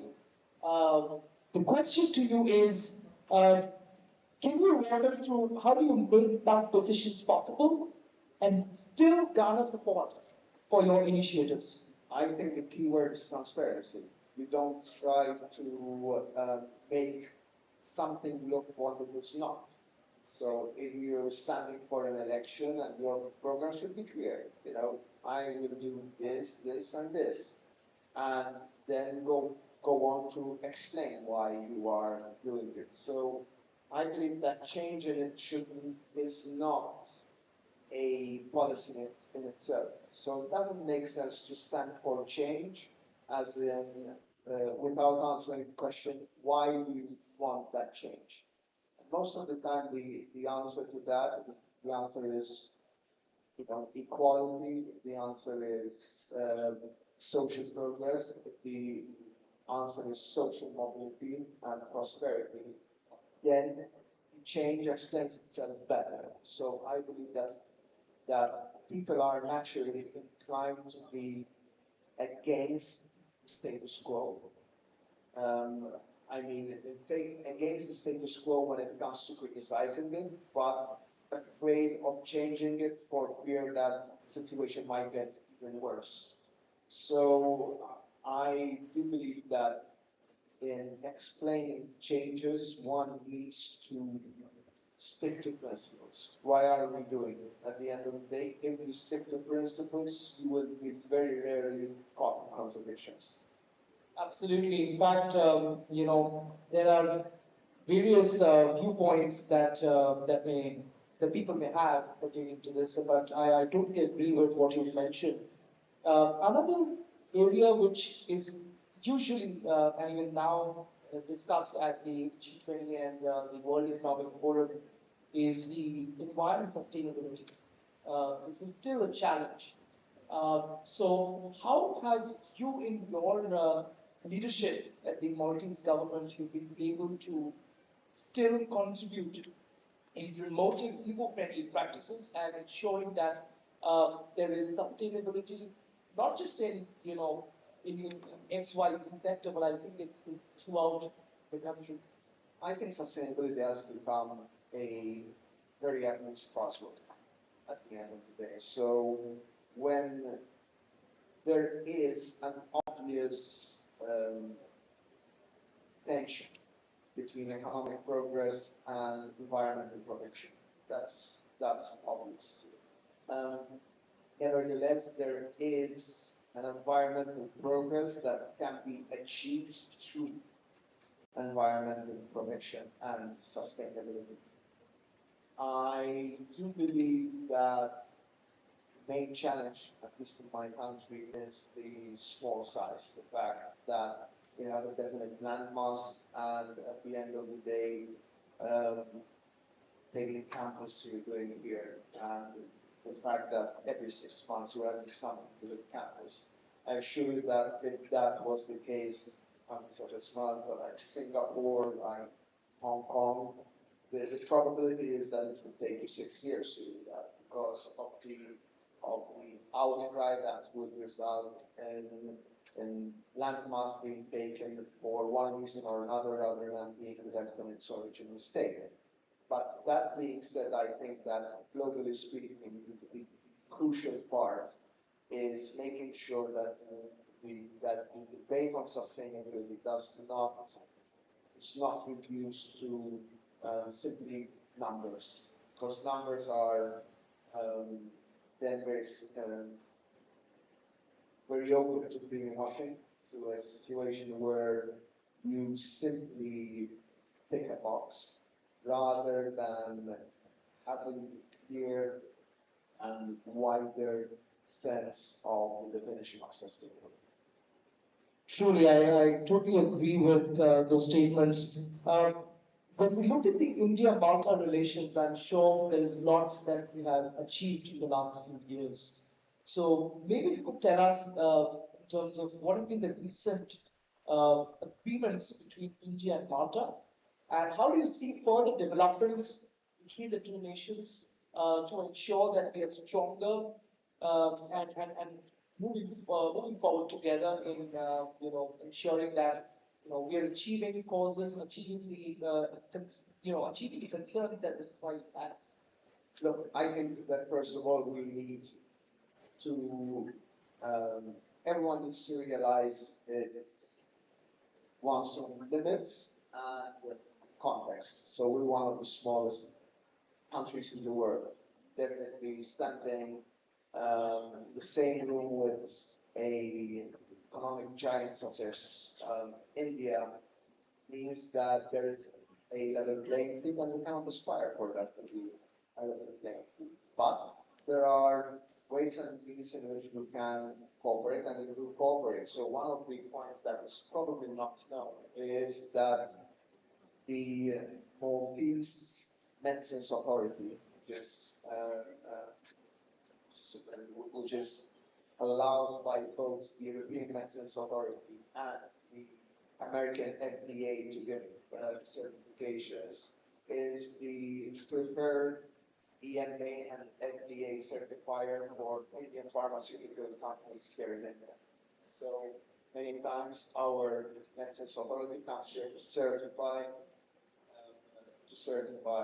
Indian producers in order for them to sell both in the US and in Europe. And this is a very concrete manner in which the relations can continue to flourish, in which we can tap in a need that there is within Indian industry, while at the same time, fostering the very good relations that exist between the two sides. True. In fact, when we look at your leadership style, we could say that your leadership style is very pragmatic and forward-looking. So, if you would like to share some thoughts on how do you describe your leadership style? I don't think it's up to me to describe. I like to think of myself as a team leader and a member of a team. One of my favorite books was a book which was a biography of Abraham Lincoln. And the title of the book was A Team of Rivals. So during the Civil War and within the context of that period, Abraham Lincoln had the opportunity to put in his team, his cabinet. And at the time, the prevailing thought was, you win the race, you kill the others, politically speaking. And he did something totally different. He said, my most bitter rivals, I will call them to my side and will take the best out of them and will get all their energy to work together. It obviously has its risks, but I like to think that if one wants to contribute once the race is over, you need to co-opt as many people as possible, those who are willing to share the vision to make that mission possible. True. So with that, we come to the last question of this segment, which is, going to be more about higher education. So just to sum up this fireside chat, how do you see the field of higher education develop across the globe? And with reference to India, you visited India last in 2019, which is during the Vibrant Gujarat Summit as the Prime Minister. And this is your second visit. So I'm sure you've had some interactions with academics, in person, virtually, and aware about some of the recent changes or the developments happening. So if you could tell us how, in general, higher education is being seen.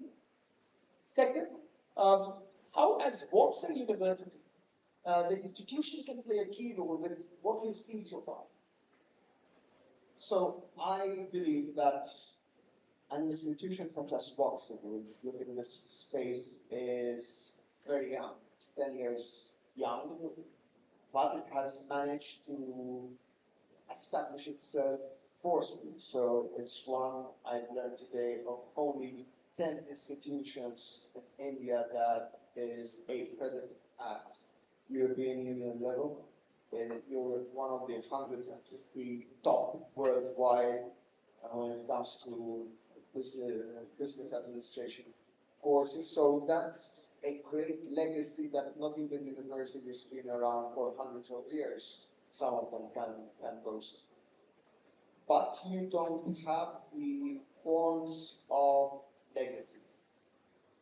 So I believe that we can bring about a situation where we can get the best out of what is maybe traditional Indian academic system, which is very embedded into academia, very embedded into learning the subject. It's basically the education I've been brought up with. You have to learn for your exam. You need to, until going to my PhD, basically all the courses I've attended, be it my first degree, my second degree, my master's degree, wasn't for the fun of learning. It was to do it, really to do it. And that's a very Anglo-Saxon mentality which was infused in us by the Brits. Now the situation has changed. And the most crucial part of higher education is, as you well know, not learning a subject, but learning how to learn. And famously, Jack Ma put it on the international agenda by saying, going as far as saying schools should teach soft skills. They should stop teaching all the rest and focus on soft skills.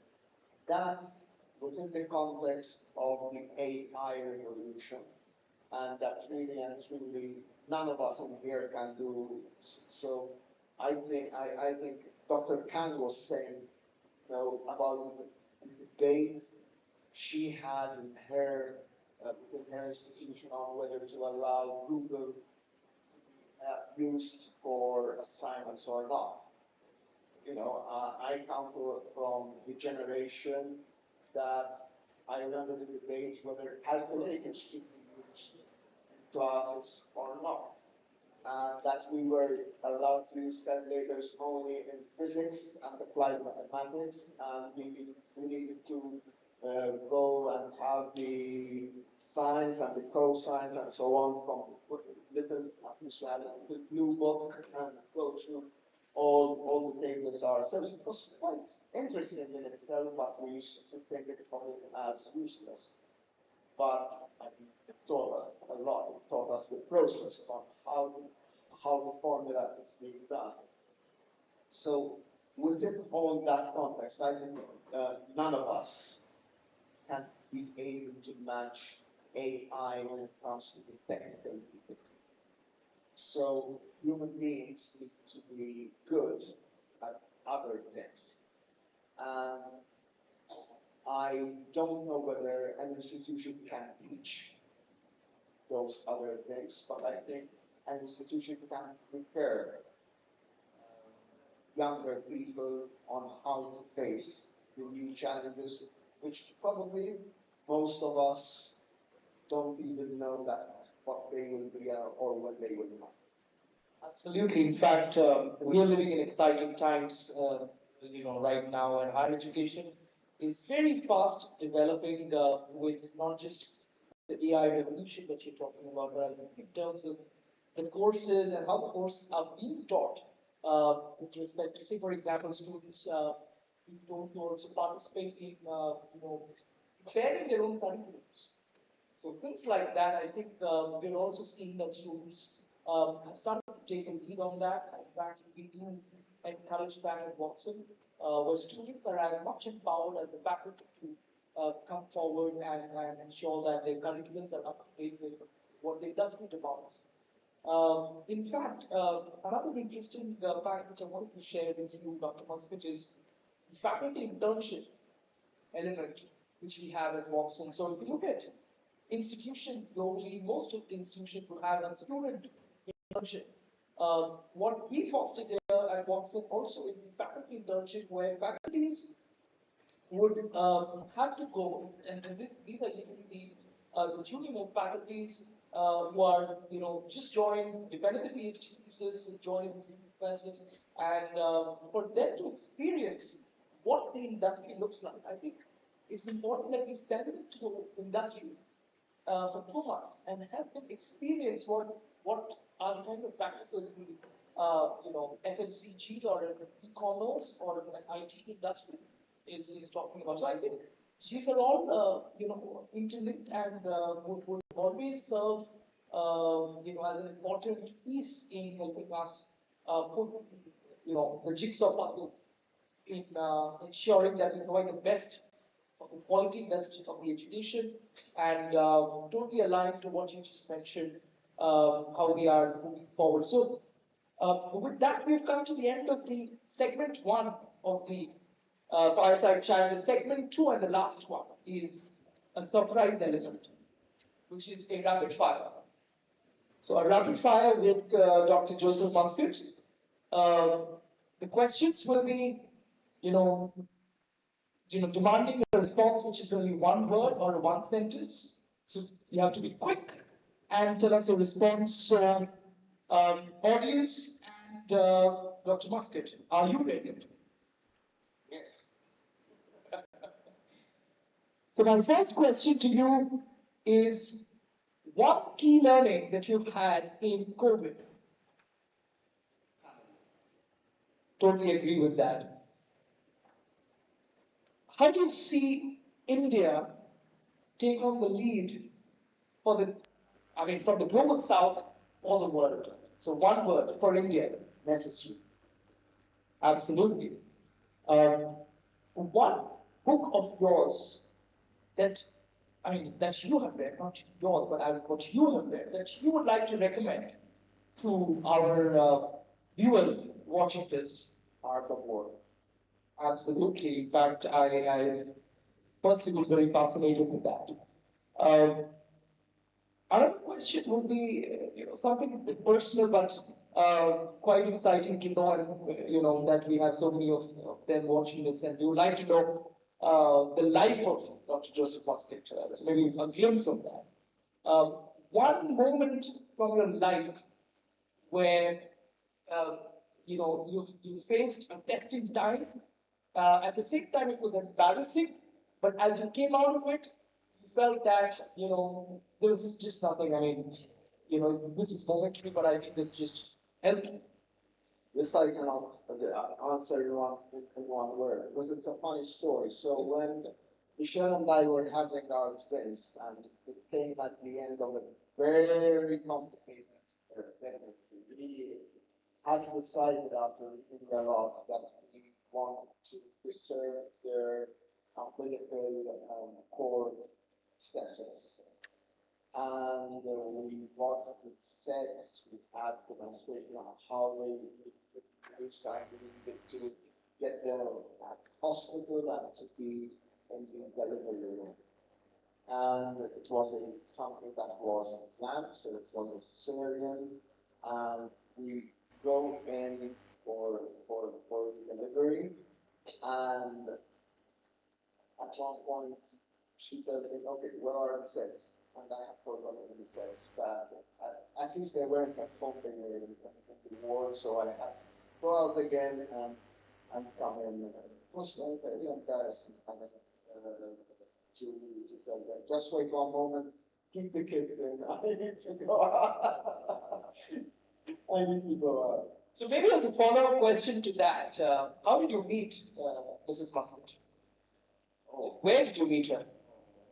That's a question, maybe it's $1 million question that the world may want to know. That's another long story, but we had two first times. So the first was a social policy event. It was a That was quick and that was short. I thought there was going to be a few sentences, but thank you so much. Not more now. You've met Prime Minister Modi on various occasions, and the recent one was in the Vibrant Gujarat Summit in 2019, while you were serving as the Prime Minister. So how do you describe your meetings with the Prime Minister, and maybe one word or one sentence, whatever you feel is right? One word is charismatic, unfortunately. I found him to be quite a good listener. There were some areas where we didn't know, but we listened to one another, very gracefully, and I think that's very good stuff.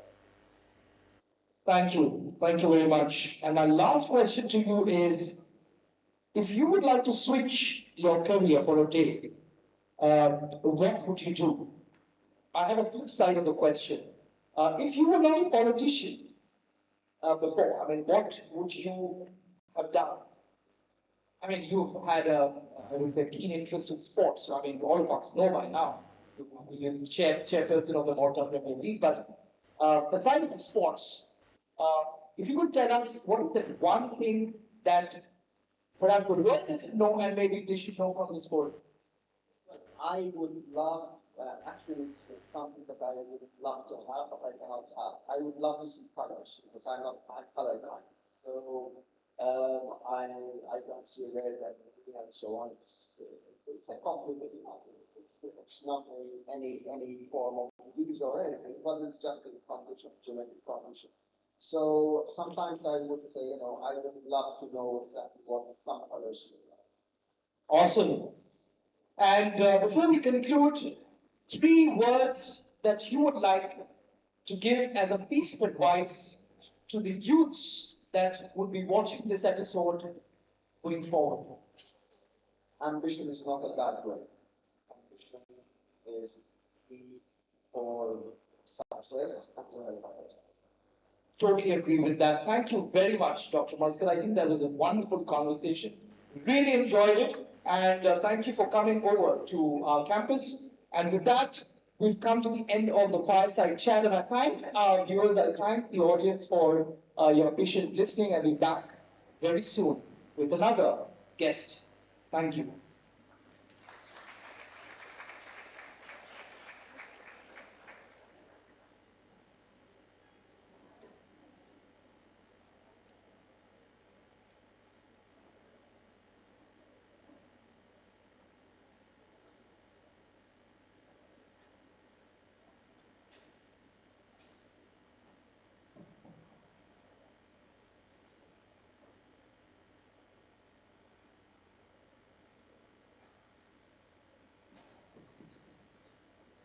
Thank you, Dr. Joseph Muscat, for this engaging fireside chat.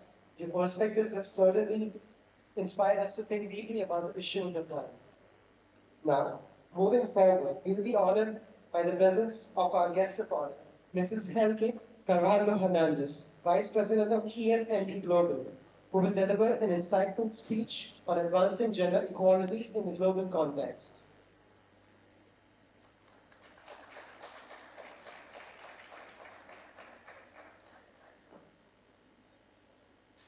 Hello, everybody. Thank you for having me. Thank you for inviting me. I think we have changed a little bit from Brazil to global context, but let's say that the world is it's a village now, so I think that I can make some insight out of that. So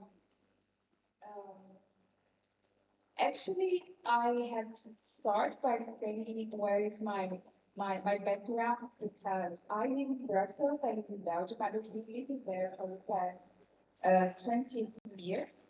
But I come from Brazil, and so it's half of my life in one country that is that which has a reality, and then the other half of my life as an adult living in a country that is in another reality is inserted in a community that which is the European community, which is there are similarities to Brazil, but more because we are a country of immigrants that come majority from Europe.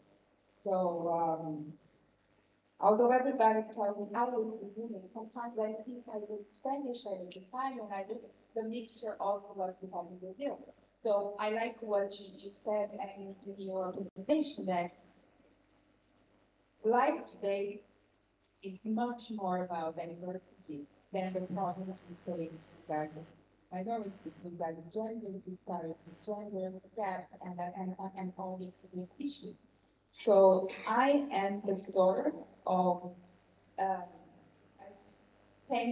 Spanish immigrant. So my grandparents immigrated to Brazil, and my mom comes from a Portuguese family. So the part of Brazil where I come from, everybody my call.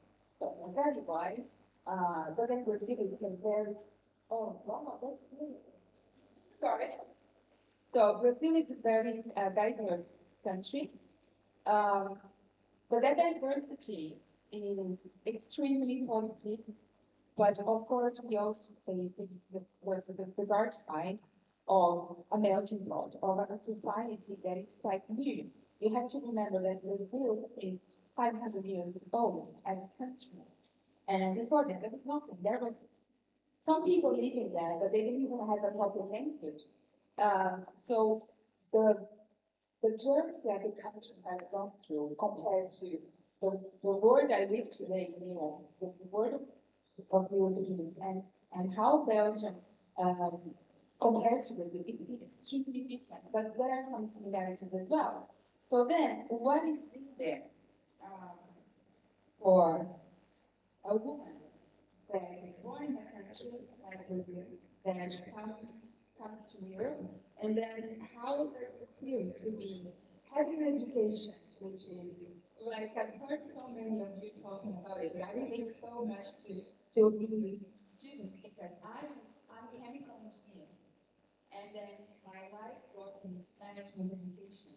So I went on the curvy side of the road as well. So I think what we need to understand is that, like in Egypt, Brazil is a big country. There is a culture that is very diverse, but at the same time, we speak the same language. And this is something that we need to find. When you grow up in Brazil, being a girl, you know that there are the bad side of living in a very patriarchal society. And then when I think back, the way I would see my place in the world was very different from my friends. Because I come from a family, my mom had a PhD, while my father didn't finish high school. So I'm so unique in that sense because my friends were not like that. Like everybody else, if there is somebody in the house that studies not, it was the father. My mom was extremely connected to the community. She was the principal of the NNP schools which she worked for because of my father's job. We traveled a lot. So in my house, I had the example of a woman that was a leader in the community. She was not working for Google or Google didn't exist at that time. But she was a leader in her community. But my father was a leader as well. He was the boss of the business he was working for. So for me,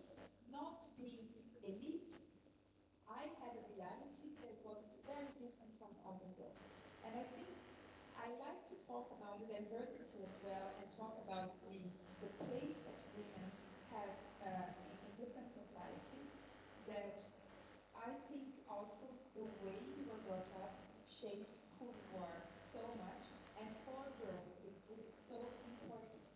You know, I have many boys here, so I always ask my brother, how did you see me when I was growing up, different from you? And funny thing is, I have a brother who's 7 years older than me. He doesn't agree with the way my younger brother, who's 3 years younger than me, see me. We are much more related because we like the same things. We are much more influenced by my mom than my father. So when I came to Belgium, it was because I think that's what I say. I felt like different in Brazil because I wanted to study. I never thought in my days at university that I would have less opportunities than the boys in my class. We were 3 girls in the class, and all the rest were just boys. But to me, the sad part of how I felt is I felt good about it. I made it. Today I know it was the wrong thing because I could have thought, if I made this, any other girl could have made it. That comes to engineering school. So I know that Ariana Huffington, she talks about it. The way that women are going to leadership positions is tough. They have to go there. But please remember to make the ladder a little bit larger and bring other things with you. So I think it's extremely important to have in mind. I didn't have that when I left. So moving to Belgium, started my career there. I really like Dr. Muscat's speech because I think in almost every idea you mentioned, I have lived through it as a person that lives in Belgium. So all the policies, how if they work and if they don't work, I think that's not the point. The point is the place of women in Belgium, for me, is already in a certain level that if I compare to them, it's not the same. However, there are differences that I see that, for example, we have much more, many more women in entrepreneurship in Brazil than in Belgium, than in Europe in general, just because the way that the economy is in a developing country. There is the arts world in Brazil is much more developed. I learned to dance when I was very young. Everybody danced, everybody wanted to be an actress in Brazil. So we would have a higher position in art, in the management of art, management of the music industry than I would see in Belgium. But there are things that I don't understand why Belgium is so far behind. For example, in Belgium, maternity leave is 15 weeks. In Brazil, it's 30% more than that. How come? Whole country growth. So, and in Belgium, this is something that we could address. On the other side of the coin, my company has an office in Czech Republic. And in Czech Republic, it's 3 years maternity. And then the first reaction of anyone is like, oh wow, that's great. That's not great. If you stop working for 3 years, you know what's going to happen in 3 years' time? You come back, your job is not your job anymore. The apps you use in your computer, they're not working anymore because the world has changed so fast. You need to start again.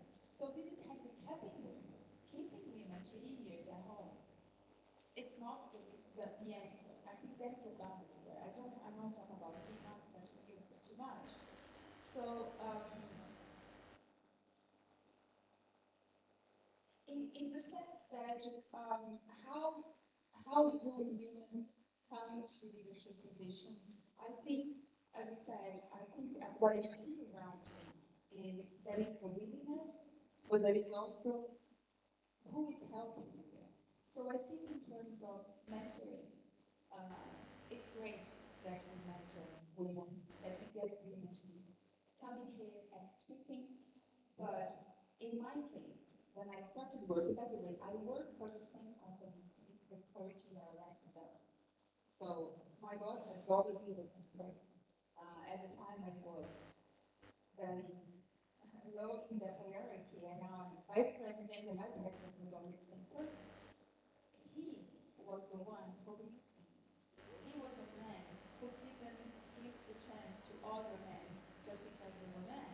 He really made an effort, I think, to make sure that whatever happens, this person is not because she's a woman or is a man. I want to work with them. We need that. We need the men. We need those that come as a man and show girls that it's all right. We have this responsibility to take as a community. So, and sometimes what I find incredible is policy making in Europe it's way more developed than what I felt in Brazil. For example, there is still a debate today in Brazil that when we are talking about gender issues, gender gap, the audience is just girls. We are preaching the conversion. We know what we want. We know we need to be talking to the men as well. So in a very personal level, I think when I see that in Belgium you have areas, not only in Belgium, I think there are areas where women strive better. For example, in education, where I work for, we see much more the presence of women in leadership positions, the higher level positions, but not the dean. At TFMD, we try to get our board very balanced. We spoke about it this morning. Is a board member of TFMD.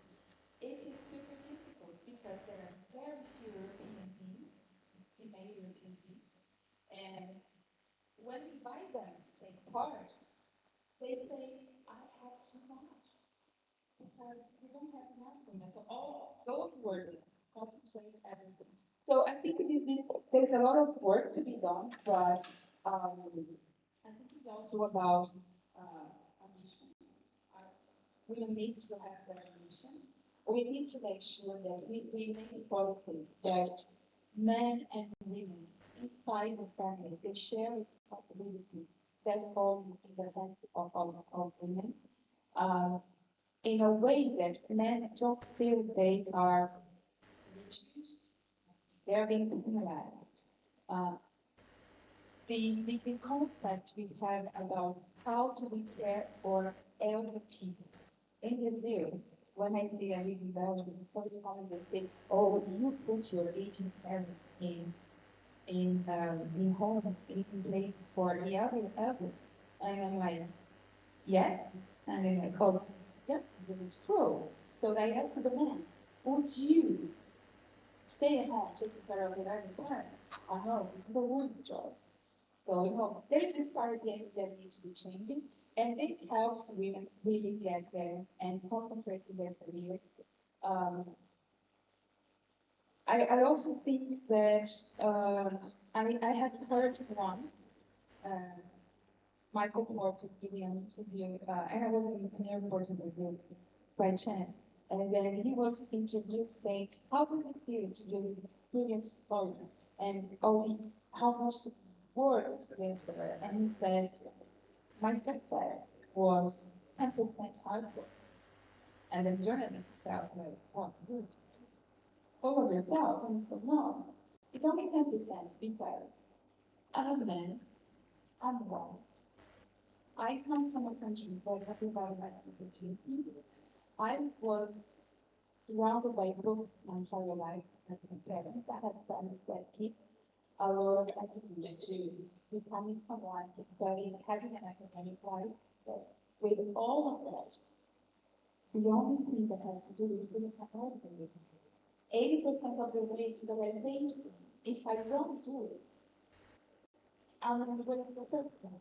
So I think as a personal note, I feel I don't want to compare myself to my before, no, but I think The only thing that changed from what you said, and it resonates so much to me, is that I'm a man, but I, I think we have to start to those who are willing to put their hands on there for us and really celebrate not only Women's Month and Women's Day, but really celebrate the promises that have been made to make sure that society treats women and men in a more equal way. It's not about making women just the same as men, as we know. It's really the access to freedom, the access to the same opportunity that needs to be there. And why not making sure that as we, the boys here in the room, that are doing a program management, when they come to manage the way they think about it, it's about making sure that inside the company, we see a mirror of society. The society we want to have, not a society we see.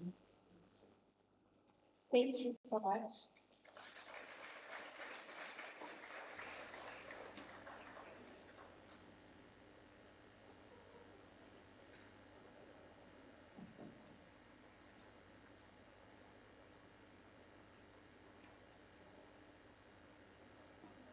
Thank you so much, Mrs. Hernandez. Your speech was truly eye-opening. I would like to call upon Dr. Kakuri to please present the memento of honor to Dr.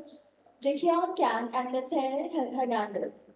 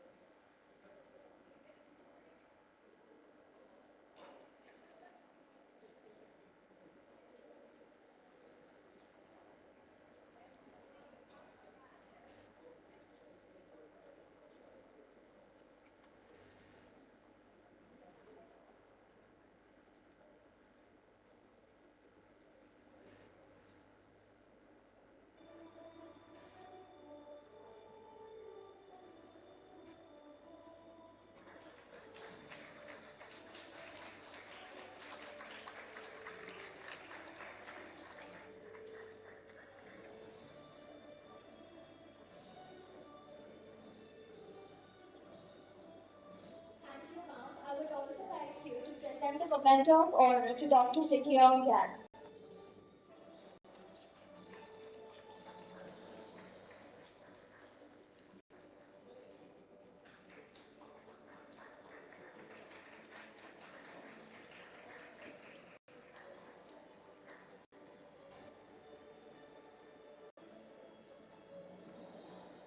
Thank you, ma'am. Now it's time we engage in our second panel discussion on empowering women entrepreneurs, building supporting ecosystems for success. Our panelists will share their expertise and strategies for creating a conducive environment for women entrepreneurs to thrive. Firstly, we have Ms. Shikla Butera, the founder and director of User Connect Consultancy. Ms. Shitra's innovative approaches to user-centric consulting strategies have made significant impacts in the industry, and we're eager to hear her thoughts today. Joining us next is Ms. Anamika Iyer, the Deputy Vice President at Quest Corp Limited. And moving on, we're honored to have Dr. Chandrika Parmar, the Director of the Development of Corporate Citizenship at SPJ Institute of Management and Research. Dr. Parmar's expertise lies in corporate social responsibility and sustainable business practices. Her research-driven approach contributes significantly to the academic and business communities. Moderating our discussion today is Dr. Kakoli Singh, the Dean of School of Business. With her extensive experience in academia and industry, Dr. Sen will guide our panelists in exploring the theme of empowering women entrepreneurs. Together, these reputed individuals represent a diverse range of perspectives and expertise, and we look forward to hearing their insights today. So before we move on to the next session, Dr. Chandrika, Shukra, I also want you all to turn around a little and see we have our guests here who I will tell you about them. They are very bright young kids here. And as I shared that this is being done in association of the Center of Excellence, Diversity, Equity, Inclusion, and the International Relations Office. Our young guests that you see here are from those of you who are not familiar with Indian systems. They belong to a minority school where they study religious scriptures, and this is called madrasa. So they study in the madrasa, and as part of the COEDEI, we reached out to them and we conducted a training program for them, wherein we brought them into the mainstream education. So studying English, studying arithmetic, understanding what career opportunities that they could work towards. And so this was done again by our students, the COEDEI students volunteers. And it was for a month that was done. And today they are here, they practiced it, and now they are here today to receive certificates from your ends. And maybe a couple of them will also speak up a little. So immediately after this panel discussion, we would like to invite them. And Dr. Chandrika, let me also tell you, this is part of the PRME as a PRME champion school that we have. Our PRME champion school, and we thought that we continuously build up this ecosystem and try and do new things and try and explore what are the areas where we can touch. And we are also, I'm happy to share that we are also looking at girl scholars and trying to impart education to them so that they are also able to join the mainstream. While they're studying religious scripture, which is very good, but they also need to be gainfully employed. So we are trying to do work on some of the refugees, and I hope we will make a difference in their lives. So I just wanted to share that before we move on. All right. So I know it's the end of the day, and everybody is kind of, done and tired of listening of all the gems that could be shared. They have already been shared as if, and But those who are still there, I am sure you are enjoying the day and listening to a lot of things which have been talked about. And I'm sure you've been inspired by the women leaders that you have met here. I have two more on my side, and both of them, as I said in the initial welcome speech, that we've tried to identify and invite women leaders from various sectors. So we've had somebody from the law background,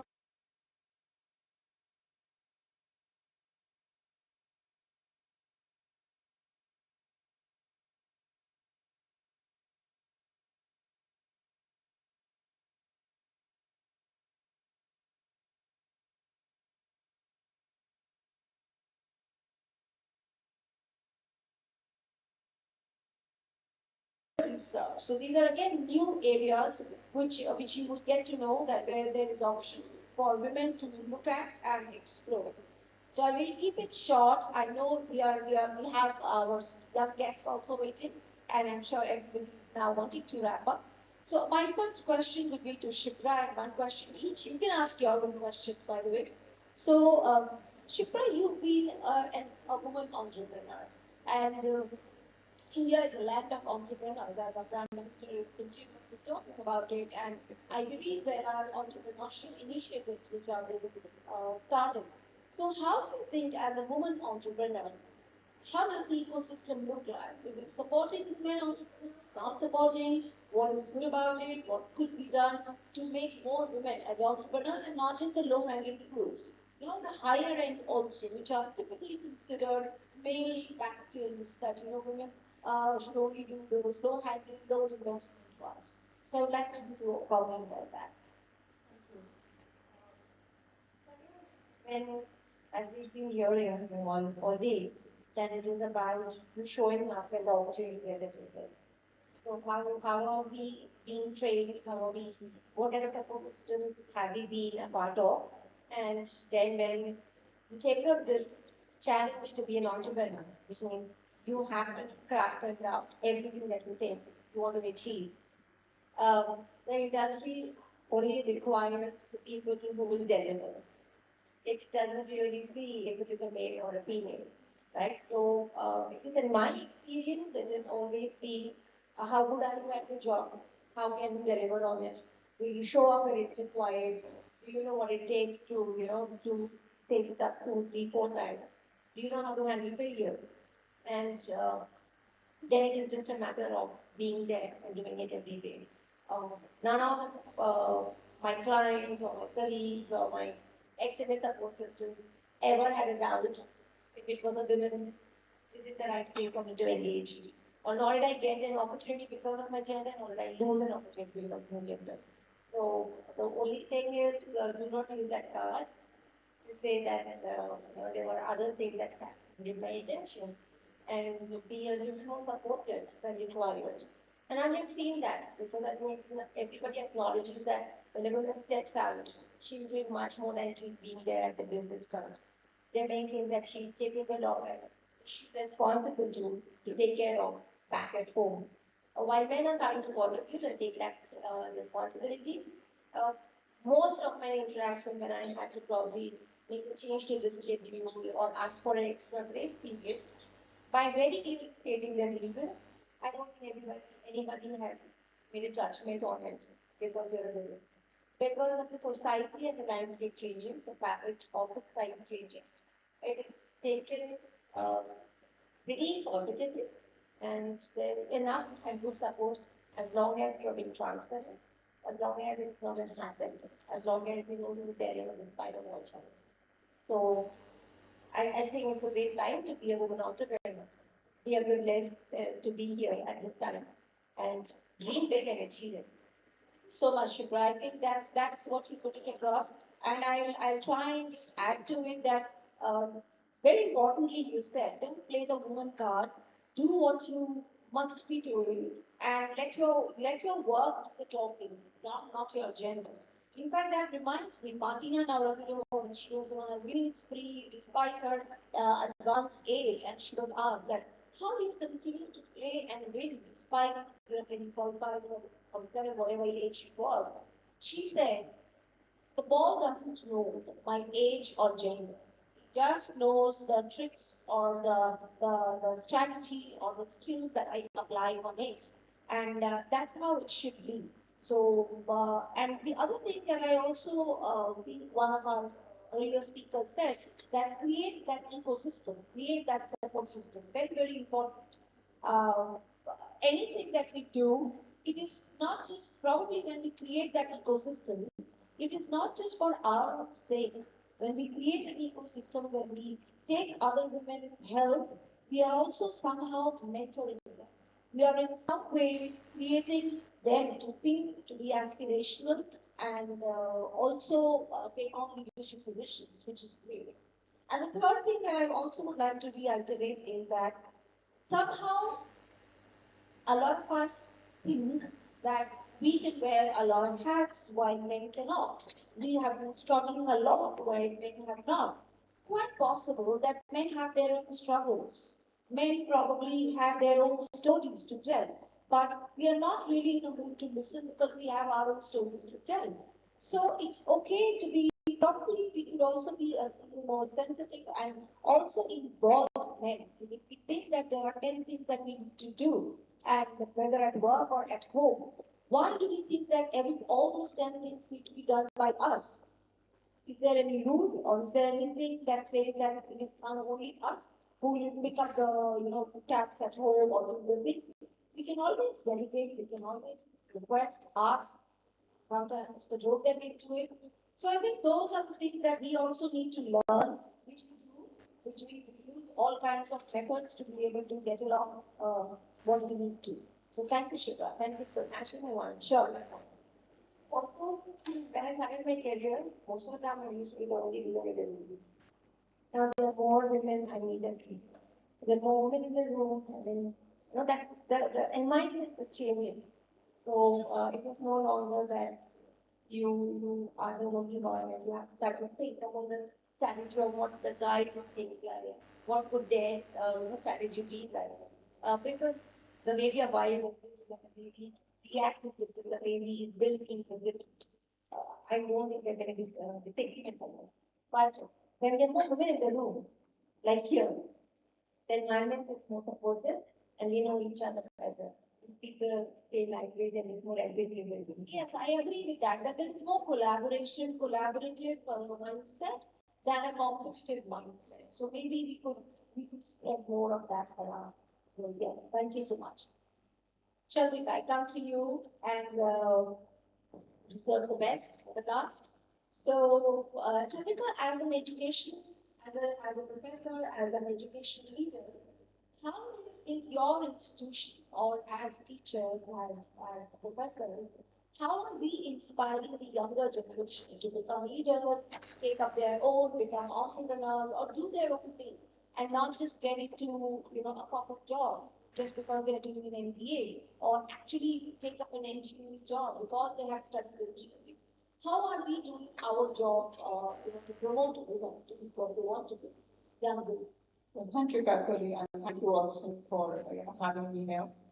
I'm going to take a step backward, and I'll take a step back. We've been talking of the formal spaces. I think Dr. Master spoke about the informal spaces, which are very much part of our ecosystem. We are part as educators, we're not outside society.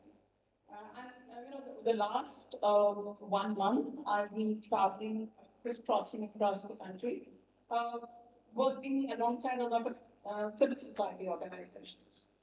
And let me give you just 3 examples, and then I'll ask you the question, I'll ask the audience the question, whether they see that as entrepreneur or not. So let's look at a woman who's been impacted by violence. A civil society organization is helping them to set up a business. And she may not have any resources, whether it's in terms of education or anything else.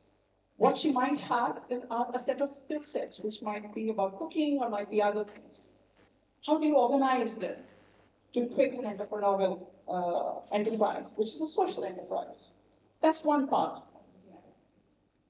And I'll also ask the audience something else.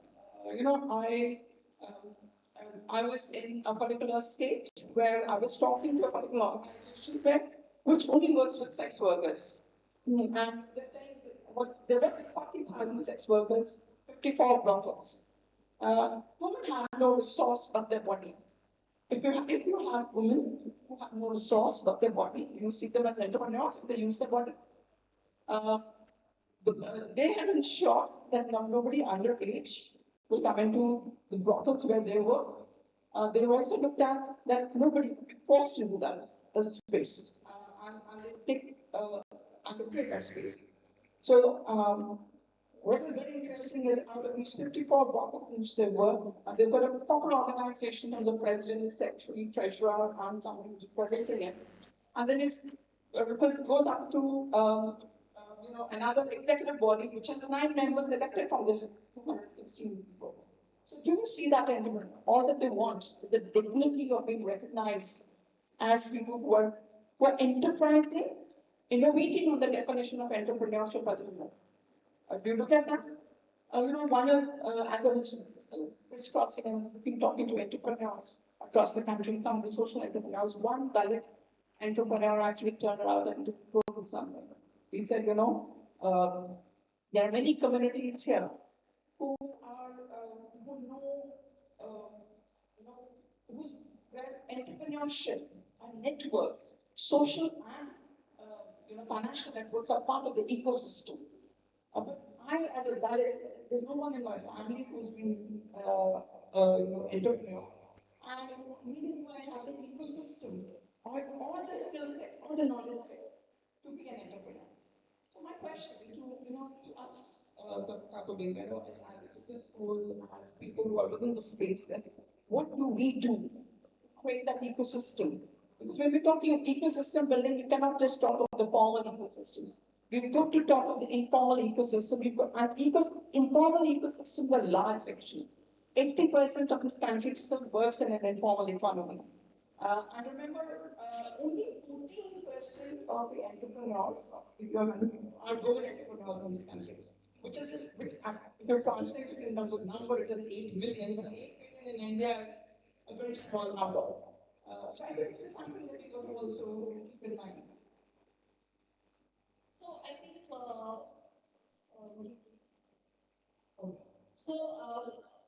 very pertinent questions, Chandrika, that when we are looking at entrepreneurship or ecosystems, we need to go deeper into it and not just look at it from a short-term perspective, but also from a long-term perspective in terms of how do we continue to support them. First of all, how do we inspire them, and then how do we support them, and then thirdly, how do we continue to support them. Only if we are able to do this, we will be able to take people along. Otherwise, what generally happens is that we are addressing the top layer, and that top layer gets finer and finer. So that top layer, if I have to support 5 women, I will look for 5 women in my team who probably look like me, think like me, or who are in my own ecosystem, and I will support. Maybe there will be a little longer, and maybe I will support my own household or something. But then we don't go deeper into how do we make this sustainable. Maybe we help them with a little bit of money, and that will be the end of it. But it doesn't work like that unless we are committed to it. Having said that, I say this at every platform that I go to, that it is very, very important that all of us, all the different stakeholders, whether it is corporate, whether it is the academicians, whether it is students, whether it is NGOs, all of us need to collectively work on this. So the one that Chandrika talked about is that she works with NGOs and she's seeing what they are doing. There's the NGOs that are doing their own thing. Maybe they're going to some other companies and asking for some CSR fund. So that CSR fund goes there and they work with a certain society, leave it at that. Education institutions like us teach our students that this is what needs to be done. They pass out to the college and that's the end of it. We all need to work together to be able to make a difference. Whatever big, small, we'll be able to, but that has to be done in conjunction with each other, not in our own separate silos. So I hope that message, we are able to internalize that message, and we are also able to work on that message. So with that, I would like to thank both Shubhra and Chandrika. Thank you so much for your comments. Thank you for being here, and thank you for adding so much value to this program. Chandrika, we always look up to you, and we try and share what we are doing in the school, but we always want to do more and have more association. Shilpa, we would love to invite you and talk to our students and see what else we can do together. Thank you. Thank you so much.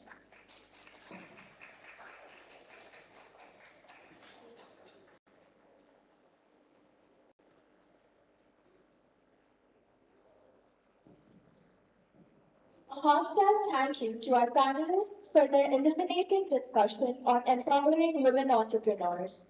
Your profound insights have shed light on the significance of fostering inclusive ecosystems for success. As we observe the key takeaways, let us reaffirm our commitment to promoting diversity and inclusivity in every aspect of entrepreneurship. I will now request Dr. Kakuri Singh to please felicitate Ms. Shipra Bhojana and Dr. Chandrika Verma.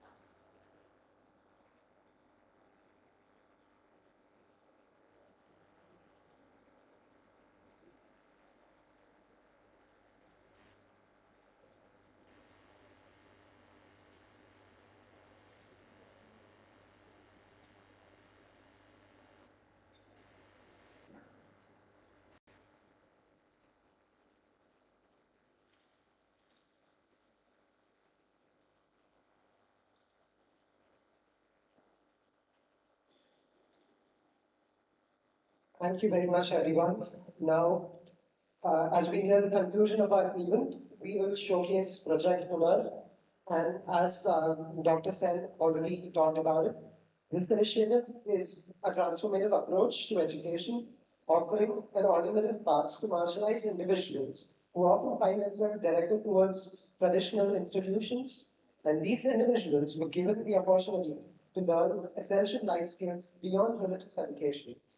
This project product, we learn English proficiency, basic maths, and other important life skills. So we have our friend Fahad over here who will be speaking about the importance of women in our life. We have a huge round of applause for Fahad.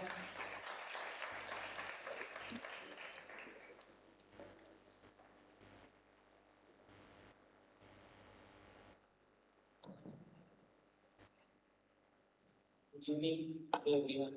My name is Hybiz. I am 15 years old. I am in 9th grade. Today I want to talk about the role of women in our life. Women are known as the symbol of courage significantly. Women are known as courage, strength, love, and spirituality. The role of women in today's world is changing significantly. Women are now self-educated and self-dependent. They have become successful in many fields like politics, sports, education, technology, entertainment, etc. Today's progressing world has brought a new hope and empowered women positively. Earlier, women were dependent on father or husband, but now they have become capable enough to earn their living. Example like Mother Teresa, Sunita Williams, Kalpana Chawla, Chandra Noi, and many more have become successful in their fields. They are ideal for youth across the world. I want to say a big thank you to the students of Woxsen who taught us these valuable lessons and they were kind and made learning fun. Now I feel more confident and excited about my future. Thank you.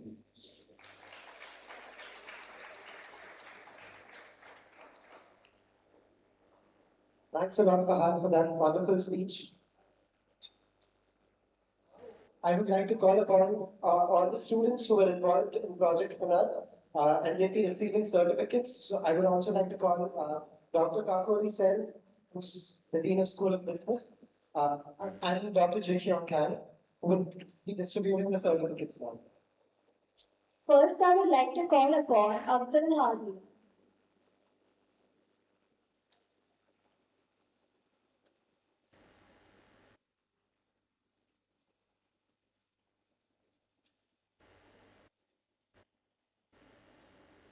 Next is Syed Vishal.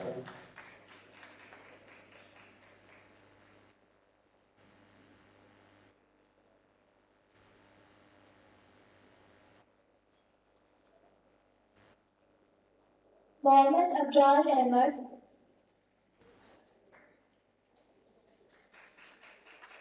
Mohammed Nawaz.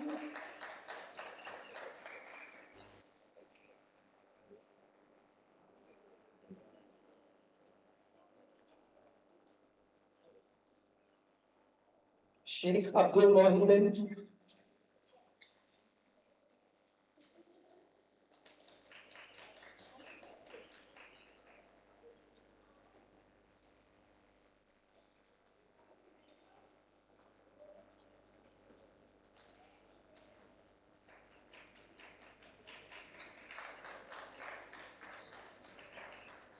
Mohammed Alam Ali.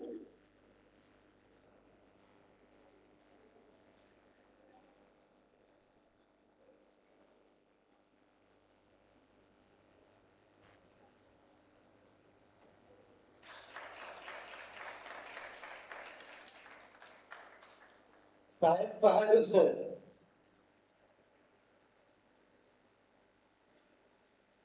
Mohammed Sadiq.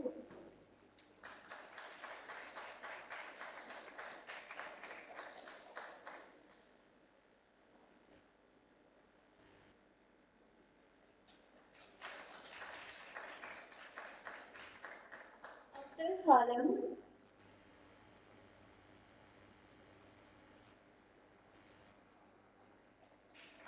Sheikh Imran Sharif,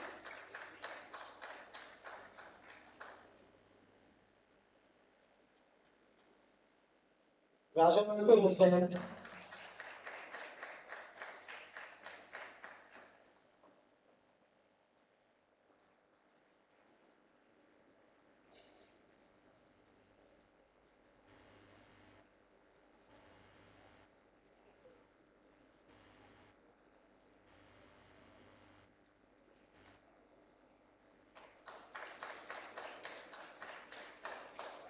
Farna Imamuddin,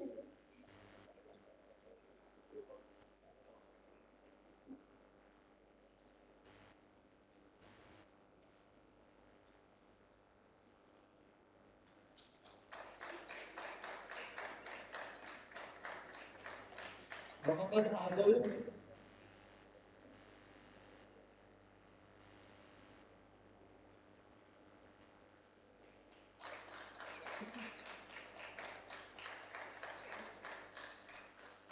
Mohammed Nawaz,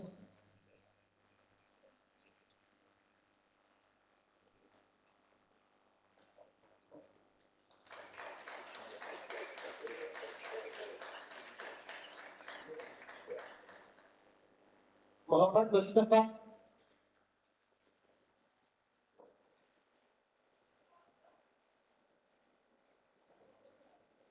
Mohammed Sumer,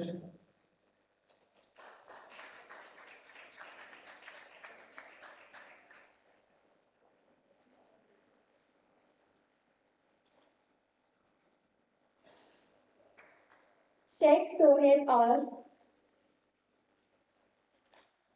Mohammed Adnan,